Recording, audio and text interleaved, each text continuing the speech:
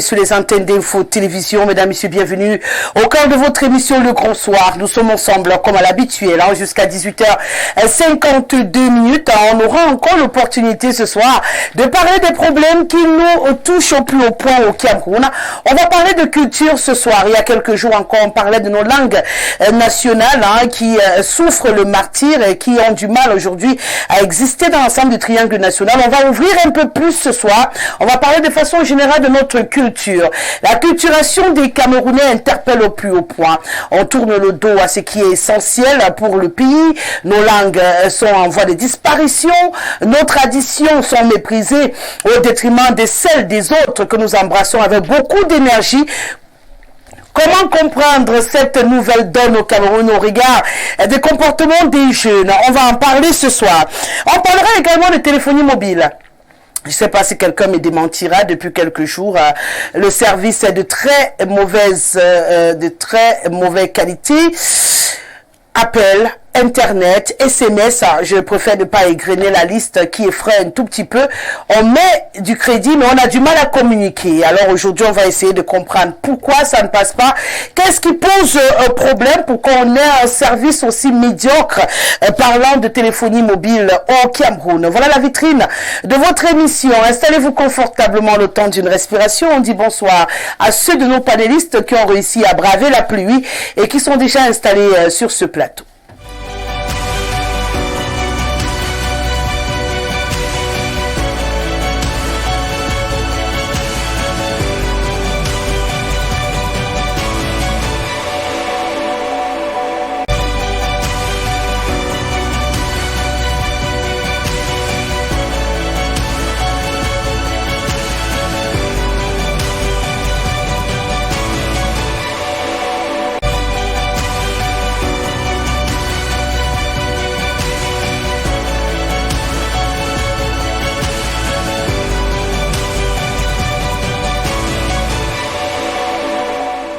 Le code d'accès reste et demeure le même, le 699 13 50 75. Par SMS ou par WhatsApp, vous êtes connectés à nous et bien sûr du mieux que nous pourrons. Nous rendrons solennel toutes vos réactions. Je le rappelle également à toute fin utile, le 237 c'est l'indice du Cameroun. Donc peu importe où vous vous trouvez en ce moment dans le monde, vous avez la possibilité d'être à notre compagnie et de pouvoir réagir. Une fois que je l'ai dit, je vais dire bonsoir à Sylvestre Lebel, Niak Niak, qui est avec nous, secrétaire général de l'Union des populations du Cameroun. C'est un plaisir de vous accueillir encore sur ce plateau. Bienvenue. Madame Gessler, bonsoir. Merci de me convier encore à ces... Quel est le repas qu'on prend à 17h? Parfois c'est le goûter. Bon. 16h, 17h, c'est le goûter, parce que le dîner il vient juste après. Voilà, à ce goûter, oui. Le début de semaine. Je voudrais vraiment vous dire combien de fois je suis heureux de retrouver mon cher frère sur votre plateau, que je présenterai bien entendu. C'est mon frère, personne ne sait de qui il est question. Ah non, j'ai pas dit le contraire. Vous pouvez même annoncer votre frère, tellement vous êtes heureux qu'on ne sait jamais. Je ne vais pas l'annoncer, je suis simplement heureux de le retrouver ici. D'accord. Moi-même, je suis heureuse de l'avoir ici. Donc, on partage le bonheur. Tant mieux. De l'avoir. Merci d'être là, Sylvestre. Mais je peux être heureux sans être dans le bonheur. Et il recommence avec son débat philosophique. D'accord. Toi, c'est être heureux et c'est moi qui ai du bonheur à l'avoir. Voilà. Là, maintenant, on a réussi à faire la différence. Donc, chacun met le contenu. Chacun met son contenu. Alors, je peux manifester mon bonheur à Alphonse Ateba Ndoumou, qui ne voulait pas présenter, qui m'a laissé quand même présenter. C'est une autorité traditionnelle. C'est avec beaucoup de plaisir qu'on l'accueille sur ce plateau également. Bienvenue. Bienvenue, bonsoir à tout le monde. Merci à mon frère, merci à Rosalie, heureux d'être parmi vous. Voilà, ça c'est le genre d'introduction que je vois rarement sur ce plateau et que j'affectionne. On ne salue pas tout le village. Non, il n'y a pas de coucou ici. Oh là là là là, on n'a pas salué tous les ancêtres. Et nous, on va démarrer directement si vous le permettez. C'est vrai que, bon, ça c'est un autre débat. Je l'ai abordé hier. On va rentrer directement dans le sujet qui nous préoccupe. On parle de notre culture. On parle de nos traditions. Il se trouve qu'aujourd'hui, il y a un gros débat. Je démarre par là. Une jeunesse qui trouve que c'est vieillot. c'est pas d'actualité, c'est la sorcellerie, c'est des choses qui nous ramènent en arrière et du coup qui ont décidé, hein, je parle de ces jeunes-là, de tourner le dos radicalement à ce qu'on appelle entre guillemets chez nous notre culture, ce qui implique également nos langues nationales hein, qui aujourd'hui sont bottées en touche. C'est honteux de parler sa langue devant les gens et puis tout le monde embrasse les langues des autres, hein, aidé par ce qu'on a appelé ici les langues officielles au Cameroun. On est un tout petit peu perdu. Comment en est-on arrivé là, Alphonse? On en est arrivé là comment? Ben, c'est vrai que j'avais envie de dire majesté, mais quand vous aimez la simplicité... Je ne peux pas savoir comment on en est arrivé là. Je constate comme tout le monde que, bon, nous avons une relation plutôt souple avec nos acquis historiques, anthropologiques, et que chacun y va de son élégance, de sa liberté de choisir, de sa liberté d'aimer ou de ne pas aimer. Bon, je ne sais pas, pour parler des jeunes, je doute que les adultes... Ah non, rassurez-vous, on va ouvrir. Hein. Je me suis appuyé sur le constat fait sur les jeunes pour ouvrir le débat. Même aussi, parce que les enfants parfois parlent la langue que les parents parlent à la maison. Hein. Ouais. Si à la maison, les parents prennent pour un haut fait de civilisation, de parler du Molière, de parler je ne sais plus quelle autre langue étrangère, bon, évidemment les enfants vont copier. Mais si les parents pensent qu'aller au village, c'est s'exposer aux sorciers, c'est pas toujours faux, il faut le dire aussi. Vous n'allez pas demander aux enfants de le faire. Donc, oui, notre héritage anthropologique a quelques soucis quand même, les langues, les valeurs partagées. Il y a de vrais problèmes. J'ai envie de demander à qui la faute, je ne sais pas trop. Les jeunes, les adultes, nous tous aujourd'hui peinons à communier avec nos héritages ancestraux. Hein. Bon. Avant, il y a eu l'apport de l'Église, les églises que nous avons embrassées, qui, pour se frayer la place de roi qu'elles ont dû se frayer, ont dû en passer par une stigmatisation de ce qui les a précédés. Aujourd'hui, l'école s'y est ajoutée. Vous savez que... je ne sais pas si ça a été comme ça avec vous, mais à notre époque, il était interdit de parler autre chose que les langues officielles à l'école. Sinon, on se faisait fouetter. D'ailleurs, il y a un enchevêtrement de faits dont nous observons aujourd'hui la conséquence. Et je pense qu'il y a un problème lié aux éléments que je viens d'évoquer. Maintenant, il y a les véhicules de la culture. Pour apprendre les langues étrangères, il y a tellement de facilités qui sont mises en place. Aujourd'hui, il est tellement facile d'apprendre le chinois. Ouais. Vous pouvez même l'apprendre tout seul à la maison. Vous pouvez avoir des tutoriels de toute nature. Comment est-ce qu'on fait pour que mon fils, mon petit-fils parle ma langue? C'est un peu difficile. Bon, de plus en plus, il y a des initiatives qui se mettent en place pour permettre d'apprendre nos langues. Mais est-ce que ça se réduit à la langue? Vous savez, toutes les langues... sont échelonnés. Hein. C'est comme le français, il y a le français soutenu, il y a le français ordinaire. Mais même aujourd'hui, quand vous écoutez nos enfants parler nos langues, pour ceux qui les pratiquent un peu, vous découvrez vite que, depuis leurs parents d'ailleurs, on pense en français et puis on traduit. C'est-à-dire que les éléments de construction sont tels que vous sentez que ce monsieur est en train de traduire. C'est pas du pur. C'est pas de la langue, ça dit, parce que la construction est différente. La construction est différente selon qu'on a pensé dans sa langue, ou alors que l'on a pensé en français. Par exemple, de façon palpable, quel cas par exemple? Le bétiphone va dire Ndoya. Ndoya. Le bétiphone, c'est-à-dire celui qui parle le béti aujourd'hui. Le béti, il va dire Ndoya. C'est comment? Oui. Or, fondamentalement, le béti originel ne dit pas c'est comment. Qu'est-ce qu'il dit? Bombeya. Tu t'es réveillé comment? Tu t'es levé comment? Dormi comment? Tu as dormi comment? Bombeya. On va dire Ndoya, parce que c'est pensé dans la langue véhiculaire, la langue commune qui dit c'est comment. Et il va donc dire Ah, Ndoya. d'accord. Donc, Mbomboya, c'est mieux que... Enfin, je ne sais pas si c'est mieux, je dis qu'originellement, On disait on ne demandait Mbomboya. pas en petit Ndoya. Non, Bombeya. Miniawe. C'est comment là-bas chez vous? Parce que souvent, les autres frères vivaient de l'autre côté de la rivière, etc. Comment vous êtes là-bas? Ouais. Alors, regardez d'ailleurs celui qui parle la langue Fulfulde. Pour dire bonjour, il prend 5 minutes. Ouais. Parce que culturellement, saluer, on demandait comment vous allez, comment va la femme, ben, les animaux, les enfants, les plantations, etc. C'était culturellement admis. Mais aujourd'hui, on dit c'est comment? Ouais. C'est comment? Et puis, ça bat le spectre de tous les pôles d'intérêt. Donc, c'est des brassages qui sont à méditer. Ouais. Parce que je pense que la condamnation peut être également aveu de paresse, aveu de résignation. Constatons et posons la question ensuite.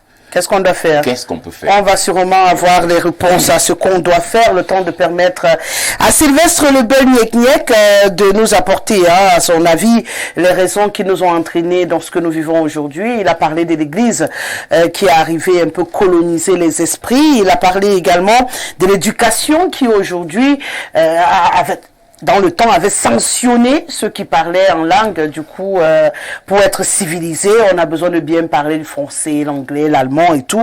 Et on a tourné le dos à ce qui était autant quelque chose de prioritaire. Qu'est-ce qu'on devrait rajouter dessus? Il dit une facilité qu'on a aujourd'hui à accéder aux logiciels qui nous permettent d'apprendre les langues des autres. Que ça peut justifier pourquoi aujourd'hui les nôtres meurent et que les langues des autres gagnent du terrain au Cameroun. Rosalie, quand je venais ici, je venais effectivement parler du sujet dont vous parlez, mais avec le versant que vous m'avez envoyé, Oui. c'est-à-dire l'acculturation, Oui. qui n'est pas loin de ce que vous dites là. Hein? Oui, bien sûr. Parce que l'acculturation est, je peux dire, le vecteur de ce que vous décrivez là. Et c'est pour ça que je voudrais vous dire, au départ, il faut qu'on s'entende sur la définition du concept. Oui. L'acculturation est le phénomène qui se déroule lorsque plusieurs cultures se rencontrent. Oui. On C'est embrasse celle des autres et puis... un groupe un groupe d'individus et tout se rencontrent, il y a comme un choc. Et ça peut être, le motif ça peut être quoi? Ça peut être l'assimilation, ça peut être la colonisation, ça peut être l'envahissement, il faut le dire clairement. Hein? Je prends le cas du Cameroun. Au départ, les communautés ont précédé l'État. Les communautés, et dans leur langue. Face à la colonisation qui est venue pour une mission civilisatrice, mais également d'assimilation. Ah bon? Non, qu'est-ce que j'ai dit? Je vous accompagne. Nous avons été obligés, de façon très sibylline, à abandonner nos cultures parce qu'elles ont été peintes comme étant toutes négatives, du moins pour la plupart. Et le véhicule qu'on a utilisé pour arriver là, c'était la force, mais également quelque chose de sibyllin qu'on appelle l'Église. Donc on confondait la réalité à bon Dieu. Nous connaissions tous le bon Dieu avant, chacun en sa langue. Mais l'Église était un peu comme on vous dit que pour arriver en classe de 5e, il faut d'abord apprendre le français de la 6e jusqu'en 5e. Et du coup, ce choc civilisationnel nous a amenés sur le plan de la socialisation à abandonner nos cultures. Et du coup, ceux qui ont cru qu'en adoptant la culture de l'autre qui nous était pratiquement imposée, ils s'élevaient. Parce qu'on présentait que la civilisation était vraiment quelque chose qui dépendait du fait du niveau d'abandon de sa culture barbare, entre guillemets, pour arriver à la civilisation qui était une question d'abandon total de sa propre culture. La conséquence, c'est là où nous sommes. Mais il ne faut pas voir seulement au niveau de la colonisation, ça peut être la civilisation. Ça veut dire que l'exode rural qui a amené certaines populations de leur communauté d'origine ailleurs, en fonction du nombre où ils étaient sur le plan ponctuel, ont eu tendance à véhiculer plus leur langue que la langue locale. Il ne faut pas seulement voir le côté où les Européens sont arrivés. Les Bassa sont arrivés à Yaoundé à un moment donné, les autres sont arrivés à Yaoundé ou à Douala, ainsi de suite. C'est tout ça qui fait le problème d'acculturation. C'est-à-dire, en fait, avec l'effet du nombre, l'effet de l'école, l'effet des églises, l'effet des médias, on finit par... Ah, les médias. Absolument. Qu'est-ce que les médias ont fait? Nous communiquons ici en une langue que les médias nous obligent à utiliser pour... Ah ben c'est une langue officielle, c'est pas les médias. C'est ça. C'est le gouvernement, c'est l'État du Cameroun qui a décidé que le français et l'anglais sont les langues officielles. Donc si on veut se faire entendre de tout le monde... Exactement non, la même chose. Dans ce cas, c'est pas les médias. Les médias sont les véhicules. Mais l'origine, voilà. C'est la colonisation, et donc l'assimilation, et donc le choc civilisationnel qui fait que les gens ont l'impression que... La preuve, si vous voulez avoir un parchemin qui est la signification d'un certain nombre de choses récitées ou copiées, ce parchemin s'élabore en des langues qui ne sont pas les nôtres. C'est ça, malheureusement. Le référentiel aujourd'hui, en termes de parchemin, est fait en d'autres langues. Et c'est pour ça que le Majesté vous dit, si vous suivez quelqu'un, il y en a qui traduisent les langues officielles pour arriver à leur langue maternelle. Mais il y en a qui font l'inverse. Lorsque vous écoutez quelqu'un qui vous dit, il veut Ndoya, c'est comment? Mais notre vocabulaire est très globalisant. Ma langue maternelle, c'est le Bassa. Le Bassa vous dit, Meyega, c'est bonjour, mais c'est également merci. Tout à fait. C'est-à-dire, le même terme signifie à la fois merci et bonjour. Ah Et bon? même bonsoir. C'est salut. C'est salut. C'est ça le problème.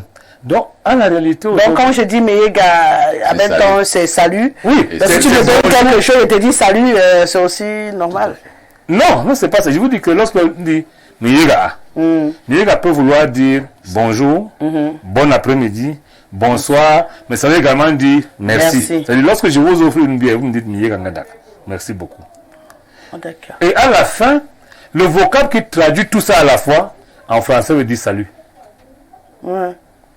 Mais lorsque vous dites salut, ça ne veut pas dire exactement. Est-ce que vous comprenez? On peut pas le spectre. Si on part du Bassa vers le français, c'est une chose différente que lorsqu'on part du français vers le Bassa. Maintenant, qu'est-ce qui est plus explicite pour nous? En réalité, c'est nos langues. Parce que nos langues traduisent effectivement ce que nous voulons dire. Le français, c'est le résumé de ce que nous voulons dire. C'est-à-dire, lorsque vous voulez dire bonjour monsieur, hein? Vous avez le terme en votre langue maternelle qui peut vouloir dire, je vous ai dit bonjour, bon après-midi, merci et bonsoir. Mais en français, bonjour, vous seulement dit bonjour. Et c'est pour ça qu'à un moment donné, il faut se poser la bonne question. Enfin, la conséquence du choc culturel et donc linguistique et même civilisationnel est normale. Parce que dans tous les cas, le monde étant dynamique, les gens qui se déplacent à l'intérieur, c'est tout à fait normal. Ouais. Il faut savoir toujours se dire, face à l'autre, j'apprends quelque chose parce que j'apporte quelque chose. Donc c'est normal qu'on embrasse les langues des autres, la culture des autres. C'est normal parce qu'on est dans ce que vous appelez aujourd'hui un village planétaire. Mais donc on ne devrait pas être gêné d'avoir abandonné notre culture. Non, c'est pas ce que j'ai dit. Je vous ai dit, on embrasse l'autre parce qu'on apporte quelque chose. Ça veut dire quoi exactement? J'embrasse la langue étrangère. Ouais. La langue étrangère, pour moi, n'est pas seulement le français et l'anglais. C'est même le Hondo. Moi, je suis Bassa. Le Hondo est une langue étrangère pour moi. Mais quel intérêt ai-je à parler Hondo lorsque je suis à Yaoundé? Je me fais comprendre par la majorité. Les autochtones, tout au moins. Quel intérêt ai-je à parler français? Je fais l'école de français avec un parchemin qui sera donné à partir de la langue française ou l'anglais. C'est la même chose. Mais il n'est pas question que j'abandonne ma culture pour la simple raison que pour comprendre la signification des mots des autres, il faut pouvoir les traduire. Moi, je préfère dire convertir en votre langue. Vous comprenez mieux. Sylvestre, oui. J'ai un souci. Oui, voilà. On parle aujourd'hui d'une jeunesse, je prends le cas des jeunes, qui ne maîtrisent pas, pour beaucoup, qui n'ont pas été en contact de la pureté de ces langues-là. C'est-à-dire, beaucoup ne vont plus au village, l'habitude qu'on avait avant d'envoyer des enfants pendant les vacances. Du coup, ils vont dans la version contraire, c'est-à-dire traduire le français en langue maternelle du mieux qu'ils peuvent. Et c'est valable également pour certains parents comme nous. Du mieux qu'on peut, on essaie de traduire, ça donne ce que ça donne, mais on a l'impression quand même de se battre pour ne pas totalement lâcher. Mais maintenant, si vous nous dites que vous nous comprenez et qu'on devrait accepter comme ça, que le monde est en train de se fusionner, donc du coup, on peut embrasser pour les autres sans être un tout petit peu gêné. Ce n'est pas ce que j'ai dit. Vous voulez me comprendre dans ce que j'ai dit ceci. C'est le carrefour du donner et du recevoir. C'est-à-dire, j'apprends la langue des autres en leur apprenant la mienne également. Donc en principe, on ne doit pas se sentir gêné. Pas du tout. Mais puisque l'impact aujourd'hui, on c'est n'est que pas nos... gêné parce que vous ne pouvez pas apprendre à quelque chose que vous ne connaissez pas vous-même. Ça veut dire qu'en résumé, il faut que chacun de nous maîtrise sa langue maternelle, qu'il maîtrise sa culture, aille avec ça à la rencontre des autres pour qu'il n'ait pas honte de recevoir parce que lui aussi en donne. Voilà le problème. Dans le souci, que nous, on n'en apporte même pas. Si vous êtes un consommateur passif, c'est ça le problème. C'est ça le problème. Vous consommez la culture des autres en ayant honte de la vôtre. Vous n'apportez plus ni à la civilisation, ni à la société. Et c'est le danger. Parce que en la réalité, demain, qu'est-ce qui va se passer? Vous savez, il n'y a pas très longtemps, les Chinois étaient comme...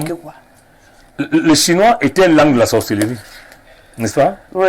Aujourd'hui que nous avons des contacts économiques avec la Chine, on est obligé. Une langue de la sorcellerie. Parce qu'on ne comprenait pas ça. Très difficile. Oui. Moi, je vais vous dire, parce que le chinois, c'est le mandarin en réalité. Il n'y a que 20% des Chinois qui parlent anglais parce qu'ils font ça à l'école. Leur langue maternelle, c'est le mandarin avec ses dérivés. Cette langue est très difficile. C'est ça le problème. Mais aujourd'hui, face à la globalisation, vous ne pouvez plus avoir un appareil qui n'est pas un composant chinois. Nous sommes obligés d'apprendre le chinois. Dans une société de production, tout le monde produisant en sa langue, avec ses méthodes et ses repères, les gens vont apprendre, si je crée quelque chose et je mets la notice ambassade, si la chose est importante, L'Yebmal par exemple, les gens vont apprendre ma langue, pas parce qu'ils me font plaisir, parce que ce que je produis leur apporte quelque chose. C'est pour ça que je dis, c'est comme la monnaie, qui n'est qu'un simple, excusez-moi le terme simple, un instrument d'échange. C'est parce que je veux avoir ce que vous produisez, que vous m'imposez quelque chose d'autre en dehors de ce que vous avez. Mais malheureusement, chez nous, et là je vous rejoins, pour dire que les parents ont démissionné d'abord, ils se sont déculturés. C'est pas, parce que la culturation, c'est un mélange. La déculturation, c'est un rejet de sa propre culture. On s'est déculturé au point où nous pensons que plus nos enfants parlent français et ou l'anglais, et même chinois, espagnol, allemand, ils sont très modernes par rapport aux autres. Je dis non. L'expérience a montré, et moi je commence par moi, si vous arrivez à traduire la langue de l'autre en votre langue, vous la comprenez mieux. Parce qu'il y a des concepts où le vocabulaire n'est pas suffisant. Le vocabulaire, c'est la traduction.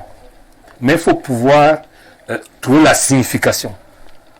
Si vous n'avez pas la signification d'un mot, d'un concept étranger en votre langue, vous allez très mal comprendre ça. Je vais vous prendre un exemple concret. Le majesté vous dit Yebmal. Yebmal était un simple mot bassa, un concept. Mais qu'est-ce qui se cache derrière? C'est une vision du monde. C'est une vision du monde. Combattre la pauvreté, la faire reculer. Le reste, ce n'est que des marqueurs. Si vous voulez traduire Yebmal en la pauvreté est finie, vous êtes perdu. C'est un concept dont il faut trouver la signification, pas l'explication. Et ça revient à ceux qui ont maîtrisé leur langue. Que l'IEP, c'est quoi? L'IEP, c'est une situation dont il faut s'éloigner toute la vie. C'est la pauvreté, on dit en français. Maintenant, également, est-ce que la pauvreté, absolument, le manque d'argent? Non. Et c'est pour ça qu'il faut pousser plus loin. Pour comprendre ces mots en votre langue, avec votre culture. Maintenant qu'on ne parle donc même pas cette langue. Quand vous êtes perdus, vous autres là qui ne parlez pas votre langue, qui en avez honte. Et il y a pire que ça. Parfois on ne parle pas parce qu'on en a honte. Non, je vais vous dire quelque chose. Parce qu'il y a eu cassure. J'ai vu quelque chose. Il y a eu cassure. Les parents ont démissionné, les parents déculturés traduisent la déculturation sur leurs enfants. Mais je dis au-delà de ça. Rassurez-vous, qui n'a pas une école n'a pas une langue maternelle. Il n'y en a pas. Moi, j'ai fait un collège, on apprenait le Bassa, c'est une chance à l'époque. Le Douala, le collège du Berman. Mais on ne vous apprend pas nos langues. Pour que vous parliez votre langue, c'est un problème de milieu, c'est un problème d'environnement. Et chaque fois que l'enfant est mis dans un environnement, au bout de 3 mois, il se bat. C'est un peu comme lorsqu'il pleut. Vous savez ce que l'Européen fait? Lorsqu'il pleut, l'Européen trouve les instruments pour aller sous la pluie. Le noir s'abrite, attendant que la pluie finisse. Il faut casser ça, il faut déconstruire ça. Si on vous met à Bamenda, que vous ne connaissez pas seulement anglais, et que pour manger, il faut aller au restaurant pour demander, commandez-vous en anglais, au bout de 2 jours, vous allez commencer à baragouiner quelque chose en anglais. Et en 3 mois, vous allez parler anglais. Mais le problème, c'est que nous estimons que c'est lorsque dans notre petit cerveau, on va croire qu'on maîtrise la langue, qu'on va la parler. Il faut commencer chaque fois à parler comme on peut, Et au fur et à mesure de compter avec ils vont vous corriger et vous allez comprendre. Et les anglophones, je finis par là, sont les meilleurs dans le domaine. Les anglophones parlent plus facilement français que les Français ne parlent l'anglais. Vous savez pourquoi? Ils n'ont pas peur de la faute. Ils n'ont ni peur de la faute, ni honte. Et vous savez qu'il y a des bassards qui disent que la Siko, vraiment, il ne sait pas danser. Parce qu'en fait, il veut plaire aux autres. Il y a des bêtises que lorsqu'on met les sani, ils refusent de comprendre la signification. Il y a des bamblés que lorsqu'on met le mangambeu, ils demandent c'est quoi ça. Mais la réalité, c'est que les autres ne vous prennent en compte que lorsqu'ils vendent votre culture qui est riche. Je peux vous assurer que ceux qui ont vendu leur culture, non seulement ils ont été pris au sérieux, mais ils ont prospéré. Parce que la réalité, les gens ne vous demandent pas leur apporter ce qu'ils ont déjà. C'est ce que vous êtes et que vous avez qu'ils attendent de vous. L'Académie royale du Maroc vient d'intégrer la culture Bamoun Voilà. dans l'Académie africaine des cultures et valeurs africaines. C'est ça un tout petit peu qui me gêne. Bonsoir Maï Maï. Une fois n'est pas coutume, je suis très tolérante aujourd'hui. Bienvenue. Je disais tantôt que ce qui me gêne, c'est justement à ce niveau-là. On constate que notre culture, nos cultures, puisqu'on en a plusieurs au Cameroun, nos langues sont beaucoup plus valorisées par les étrangers que par nous-mêmes, qui sont propriétaires ou détenteurs, ou comme vous voulez, de cette culture-là, de ces langues-là. Comment c'est possible? Vous savez, Rosalie, je m'excuse d'abord d'avoir pris un peu de retard parce qu'il y avait beaucoup de retard. Je demande pardon pour rapport à tous les autres panélistes qui sont là et à milieu de téléspectateurs. Moi, je vais vous dire une chose. Lorsque je me suis marié le 13 septembre 1986, c'est un jour symbolique que j'avais choisi. Je ne l'ai pas choisi par hasard. Parce que c'est le jour où nous avons beaucoup pleuré. Il fallait essayer de lister un peu ça dans mon quotidien. Lorsque j'ai fait mon premier fils en novembre, mon père était encore en vie. La première chose que j'ai fait lorsqu'il a commencé à baragouiner quelques petites paroles dans sa bouche, c'est de l'envoyer chez mon père. Il est resté chez mon père pendant plus d'1 an. Quand il revenait, il ne parlait que le bassa. Et quand il est entré dans la maison, j'ai épousé une première femme qui s'essayait un peu en bassa et tout. Avec mon fils, tout le monde qui était dans ma maison était obligé de parler bassa. Du coup, à partir de lui, toutes ses sœurs, tous ses frères qui sont nés après, ils sont obligés de parler bassa. Et ils parlent le bassa correctement avec les proverbes. Donc, la culturation dans laquelle nous sommes enfoncés aujourd'hui, c'est la phase suprême de l'esclavage. Et nous devons casser ça. Et je suis d'accord avec Niek qui dit que il faut qu'on vende notre culture. Si vous n'avez pas quelque chose à offrir à l'autre, il vous prend au rabais. C'est ça le drame aujourd'hui. C'est une personne qui pense que en parlant une langue étrangère, une langue européenne, une langue latine, une langue anglo-saxonne et tout, ou bien une langue de mandarin, ils pensent que c'est une façon pour eux de se mettre en valeur, de sortir de l'eau. Non.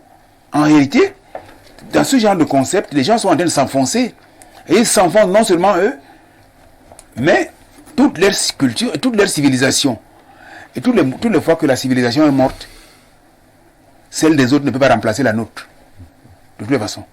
Donc, moi je suis pour ceux qui croient qu'il est urgent que le concept de la reculturation se réinstalle dans nos mœurs. Et ça passe par quoi? Mais ça passe parce que le docteur Agostino Neto disait libérons notre peuple des séquelles du passé pour lui donner la vision le plus large possible du processus de construction de notre culture.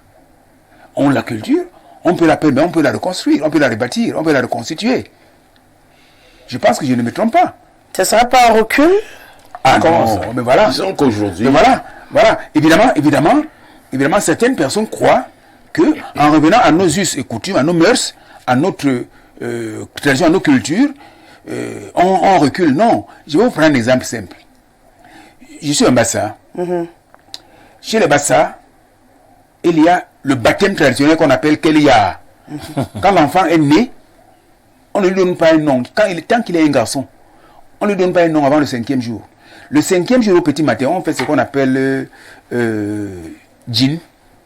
C'est-à-dire que le repas, un peu comme le prêtre se partage la communion et tout dans la messe et tout ça, on fait le djinn. Et ça, c'est un problème de femmes. En réalité, c'est les femmes qui transmettent le nom.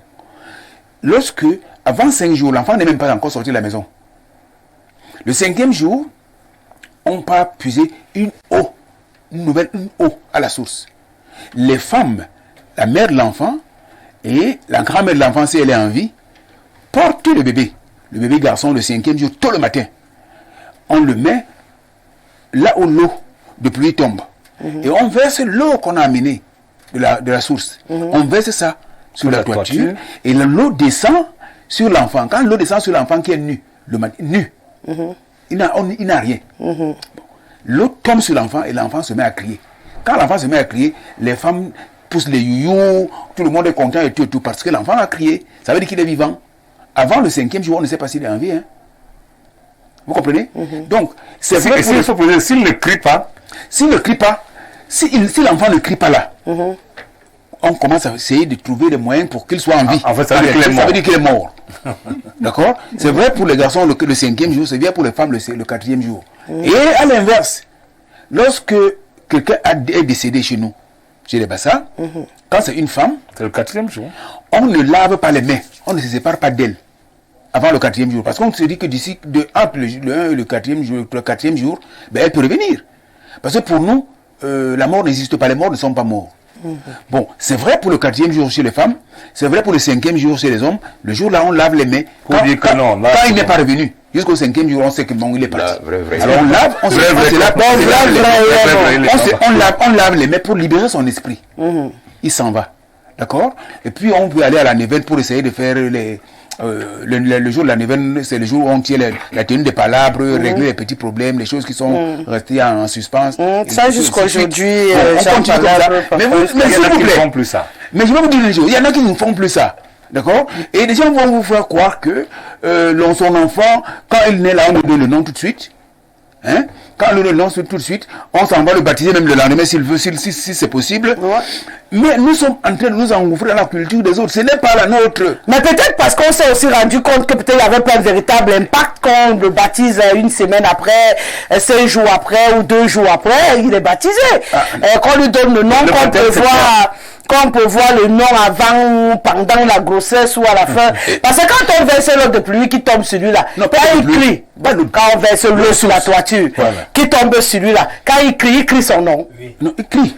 Quand il donne son nom, il crie, c'est un signe. Il dit Maï! C'est un signe qu'il est en vie. La preuve, là vous allez chez les sages-femmes dans les maternités, lorsque l'enfant est sorti, qu'on a coupé le cordon et tout, tant qu'il n'a pas pleuré, les sages-femmes vont le tenir par les mains, il crie. Donc le cri est un signe de vie. On est d'accord.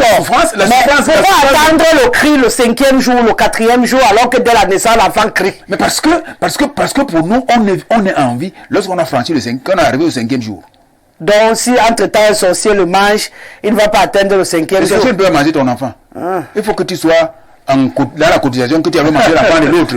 D'accord? Quand tu as mangé l'enfant de l'autre, nous avons mangé ton enfant. Quand vous avez mangé mon enfant, moi je vais vous manger le vôtre.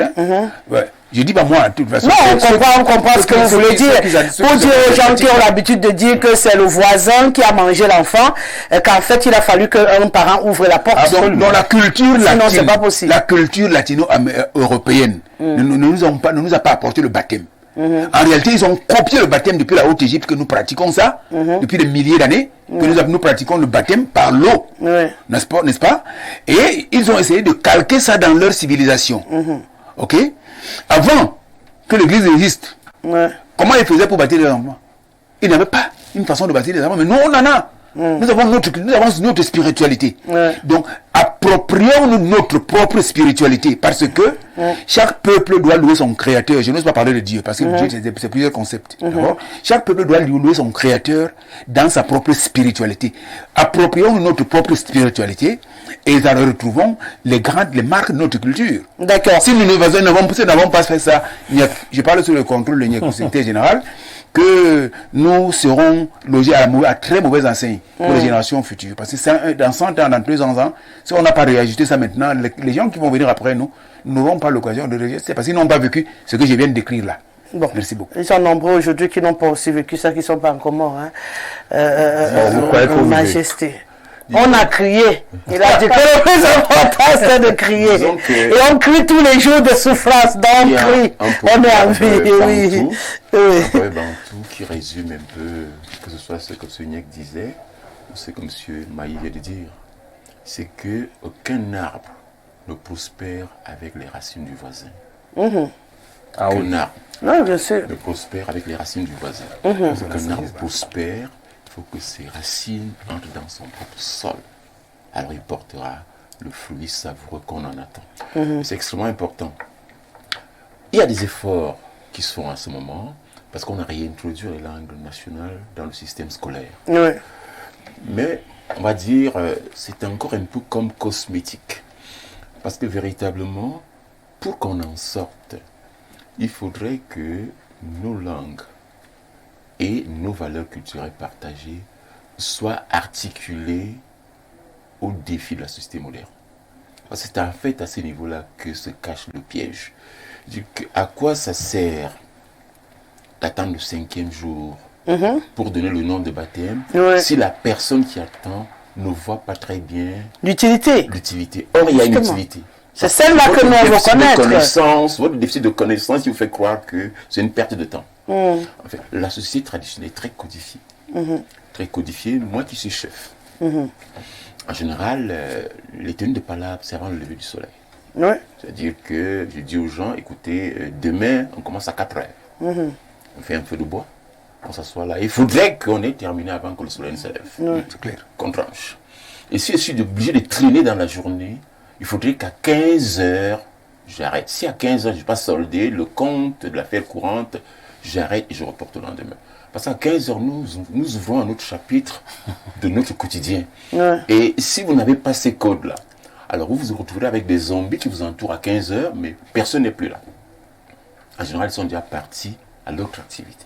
Il faut le savoir. Mais quand vous ne le savez pas, vous allez vous asseoir à 15 heures, vous allez commencer le repas, et puis vous serez content. On a vraiment... En fait, c'est que vous ne connaissez pas les codes du milieu. Donc, je crois qu'il y a un certain nombre de codes traditionnels qu'il faut s'approprier. Pourquoi on attend 5 jours?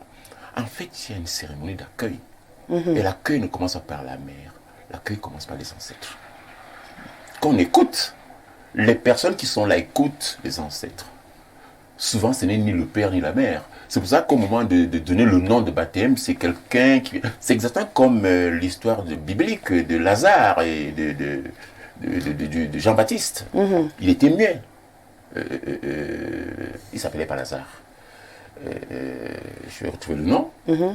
Quand la mère de Jean-Baptiste, Élisabeth, est enceinte à son vieil âge, quand elle donne le nom, quand l'enfant naît, elle décide de donner un nom Jean-Baptiste qui ne correspond à aucun nom connu dans la famille. Et tout le monde est un peu embarrassé. Et son mari, qui était muet jusque-là, trouve soudain la parole pour venir confirmer que l'enfant s'appellera Jean-Baptiste. Et tout le monde plie. C'est un peu cela un peu dans nos familles aussi. C'est-à-dire que sinon, la société moderne veut que tous les enfants d'Atebandoumou s'appellent Atebandoumou. Mais dans nos traditions, ce n'est pas tout à fait ça. On écoutait un peu les ancêtres, et puis les aînés siégeaient, et on s'accordait sur la valeur mystique du nouveau-né. Et cette valeur mystique correspondait au nom qu'on lui donnait. On ne donnait pas le nom un peu au hasard. Donc je pense que le vrai problème que nous avons aujourd'hui, c'est qu'au-delà des langues qu'on enseigne désormais à l'école, c'est très bien que pour l'expression, mais je crois que pour attraper la valeur mystique, tous les symboles qui sont derrière, il faudrait que ceux qui sont en charge de ces choses, notamment le ministère des Arts et de la Culture, le ministère de l'Éducation, trouvent la clé qui rapproche nos valeurs traditionnelles de nos défis quotidiens. Parce que tant que les gars auront le sentiment qu'on règle plus facilement les problèmes du quotidien en parlant français, ils auront parlé français. Quand ils auront le sentiment que les mathématiques se font facilement en anglais, ils iront apprendre l'anglais. Or, vous avez des génies dans nos cultures. Vous avez des agrégés en culture traditionnelle. C'est-à-dire qu'il y a un tel art oratoire. Moi, je marche toujours avec mon calepin quand je vais au deuil. Vous avez un gars qui prend la parole, il parle 10 minutes, depuis qu'il parle... Tu comprends rien. Enfin, même quand je comprends, c'est tellement bien dit que je me dis, mon Dieu, pourquoi je n'ai pas enregistré? Parce qu'il y a tout un art oratoire derrière. Il ne s'agit pas de dire Oneya, Ndoya, comme on dit couramment. Ouais. Il y a 1000 façons de dire ça. Je vais vous prendre une anecdote, je vais peut-être m'arrêter là-dessus. Alors, c'était pas moi, mais c'était proche de moi. Quelqu'un passe le bac et va au village. Son grand-père fait la fête pour célébrer le bac. Et pour tester le bac, il appelle le matin. Il lui dit, je voudrais écrire une lettre. Je dois envoyer une lettre à ton père. Je dois envoyer une lettre à ton père. Il dit, prends le bic, un papier, l'adresse, la date, et puis tu dis à ton père, nous sommes là en train de parler de langue ici. Dis à ton père, Heyeki. Tu répètes, Heyeki kele. Abimte hamusugan engo tutwe. Heyeki kele. Heyeki kele. Abimte hamusugan engo tutwe. Musugan. Musugan, c'est le salé. Ah oui, Musugan. Alors, Heyeki, c'est une interjection d'étonnement chez les bêtis. Heyeki kele, c'est le superlatif de cet étonnement. Alors le gars dit à son petit-fils écrit Heyeki kele. C'est tout ça. Abimte hamusugan. L'enfant a fini de marcher sur le capuchon. Tous les cours de philo qu'il avait reçus jusque-là. Il n'avait pas préparé. Il n'avait vu nulle part où on pouvait dire si vous dites ça, un bêtiphone immergé. C'est comme si tu es en train d'annoncer. Le vieux devait avoir des soucis avec son fils qui est à l'autre côté en ville. Alors il dit à son petit, écrit, il dit, c'est comment? C'est comment même, c'est tout. Le petit-fils Bachelet n'a pas pu écrire parce qu'il était complètement en rupture avec cette culture qui disait Donc je crois qu'il y a des valeurs dans ces langues-là, dans cet héritage culturel. Nous devons pouvoir trouver le moyen d'articuler ces valeurs, ces pouvoirs avec la réalité du quotidien. Dans mon village, on arrête la pluie.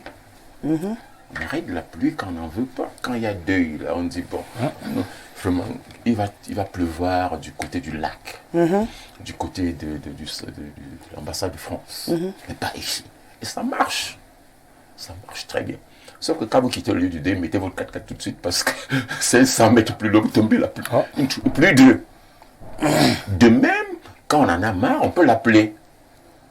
Dites-moi que c'est utile quand même, non? Oui, c'est utile. C'est pas personne surtout par moi. Le moyen d'articuler cette science-là avec le quotidien. Avec le quotidien du défi d'aujourd'hui. Vous qui parliez de jeunes. Comment est-ce qu'on amène les jeunes à comprendre que appeler la pluie peut être utile et qu'on peut l'apprendre? Parce qu'il y a des codes pour le faire. Et maintenant, vous qui le faites, vous abstenez de quoi? Vous munissez de quoi? Voilà la question. Le souci, Majesté, je suis d'accord avec vous. Hein. On a des petites choses comme ça qui sont des grandes choses. Pas des petites choses. Vous avez pris dans ma bouche. J'étais en train de vouloir rectifier parce que des grandes choses comme ça qui sont magnifiques. Mais on a également d'autres, malheureusement, avec le temps. Comme laquelle? La sorcellerie. La sorcellerie. On bloque les enfants des gens dans les villages. On ne bloque pas. Alors j'ai récemment dans un on l'empêche de vivre, on interdit ceci, on torture les veuves, soit disant que c'est des traditions. Pourtant les veuves peuvent se marier 2 jours après. Il y a aussi des choses qui poussent à reculer. Au départ, ce n'est pas vrai. D'abord, c'est pas vrai. Ce n'est pas vrai. Maintenant, tu m'appelles dans le féminisme. Moi, voici pauvre de moi. Au milieu des hommes, Rosalie, essayant de comprendre. Rosalie, et on me taxe de féminisme. Rosalie, je vais allonger la parole de Majesté. Allonge. Le danger chez nous, c'est de vouloir tout expliquer alors que vous n'expliquez pas tout. Je rappelle que nous qui avons fait les mathématiques, on sait que les actions mathématiques sont des propriétés qu'on ne démontre plus. Oui, on ne discute pas. On discute pas. Oui, c'est cartésien, c'est admis, c'est des logiques. Pourquoi la logique la tient chez les autres et pas chez nous? Ben, on accepte chez nous. On questionne maintenant une réalité. Je suis avec vous. On questionne. Pourquoi, puisqu'on sait que c'est vous qui avez fait toutes vos lois, pourquoi Une veuve doit être fouettée, elle doit dormir sans se laver, elle doit. Et pourtant, le veuf, lui, il est logé à bonne enseigne quand on lui envoie même pas une femme une fois par an qu'il est dans le ça, attendez. Voilà un cas de figure de notre culture qui dérange. J'en viens, je commence par là pour aller où je voulais aller. Oui. D'abord, ce que vous dites n'est pas vrai. Ok. On vit cela tous les jours. Non. C'est une impression que vous avez. Je vais vous dire quelque chose. Pauvre de nous veuves. Non, c'est pas vrai. Pour être le chef de famille chez moi, dans ma famille aujourd'hui, qui fait le veuvage moderne. Non.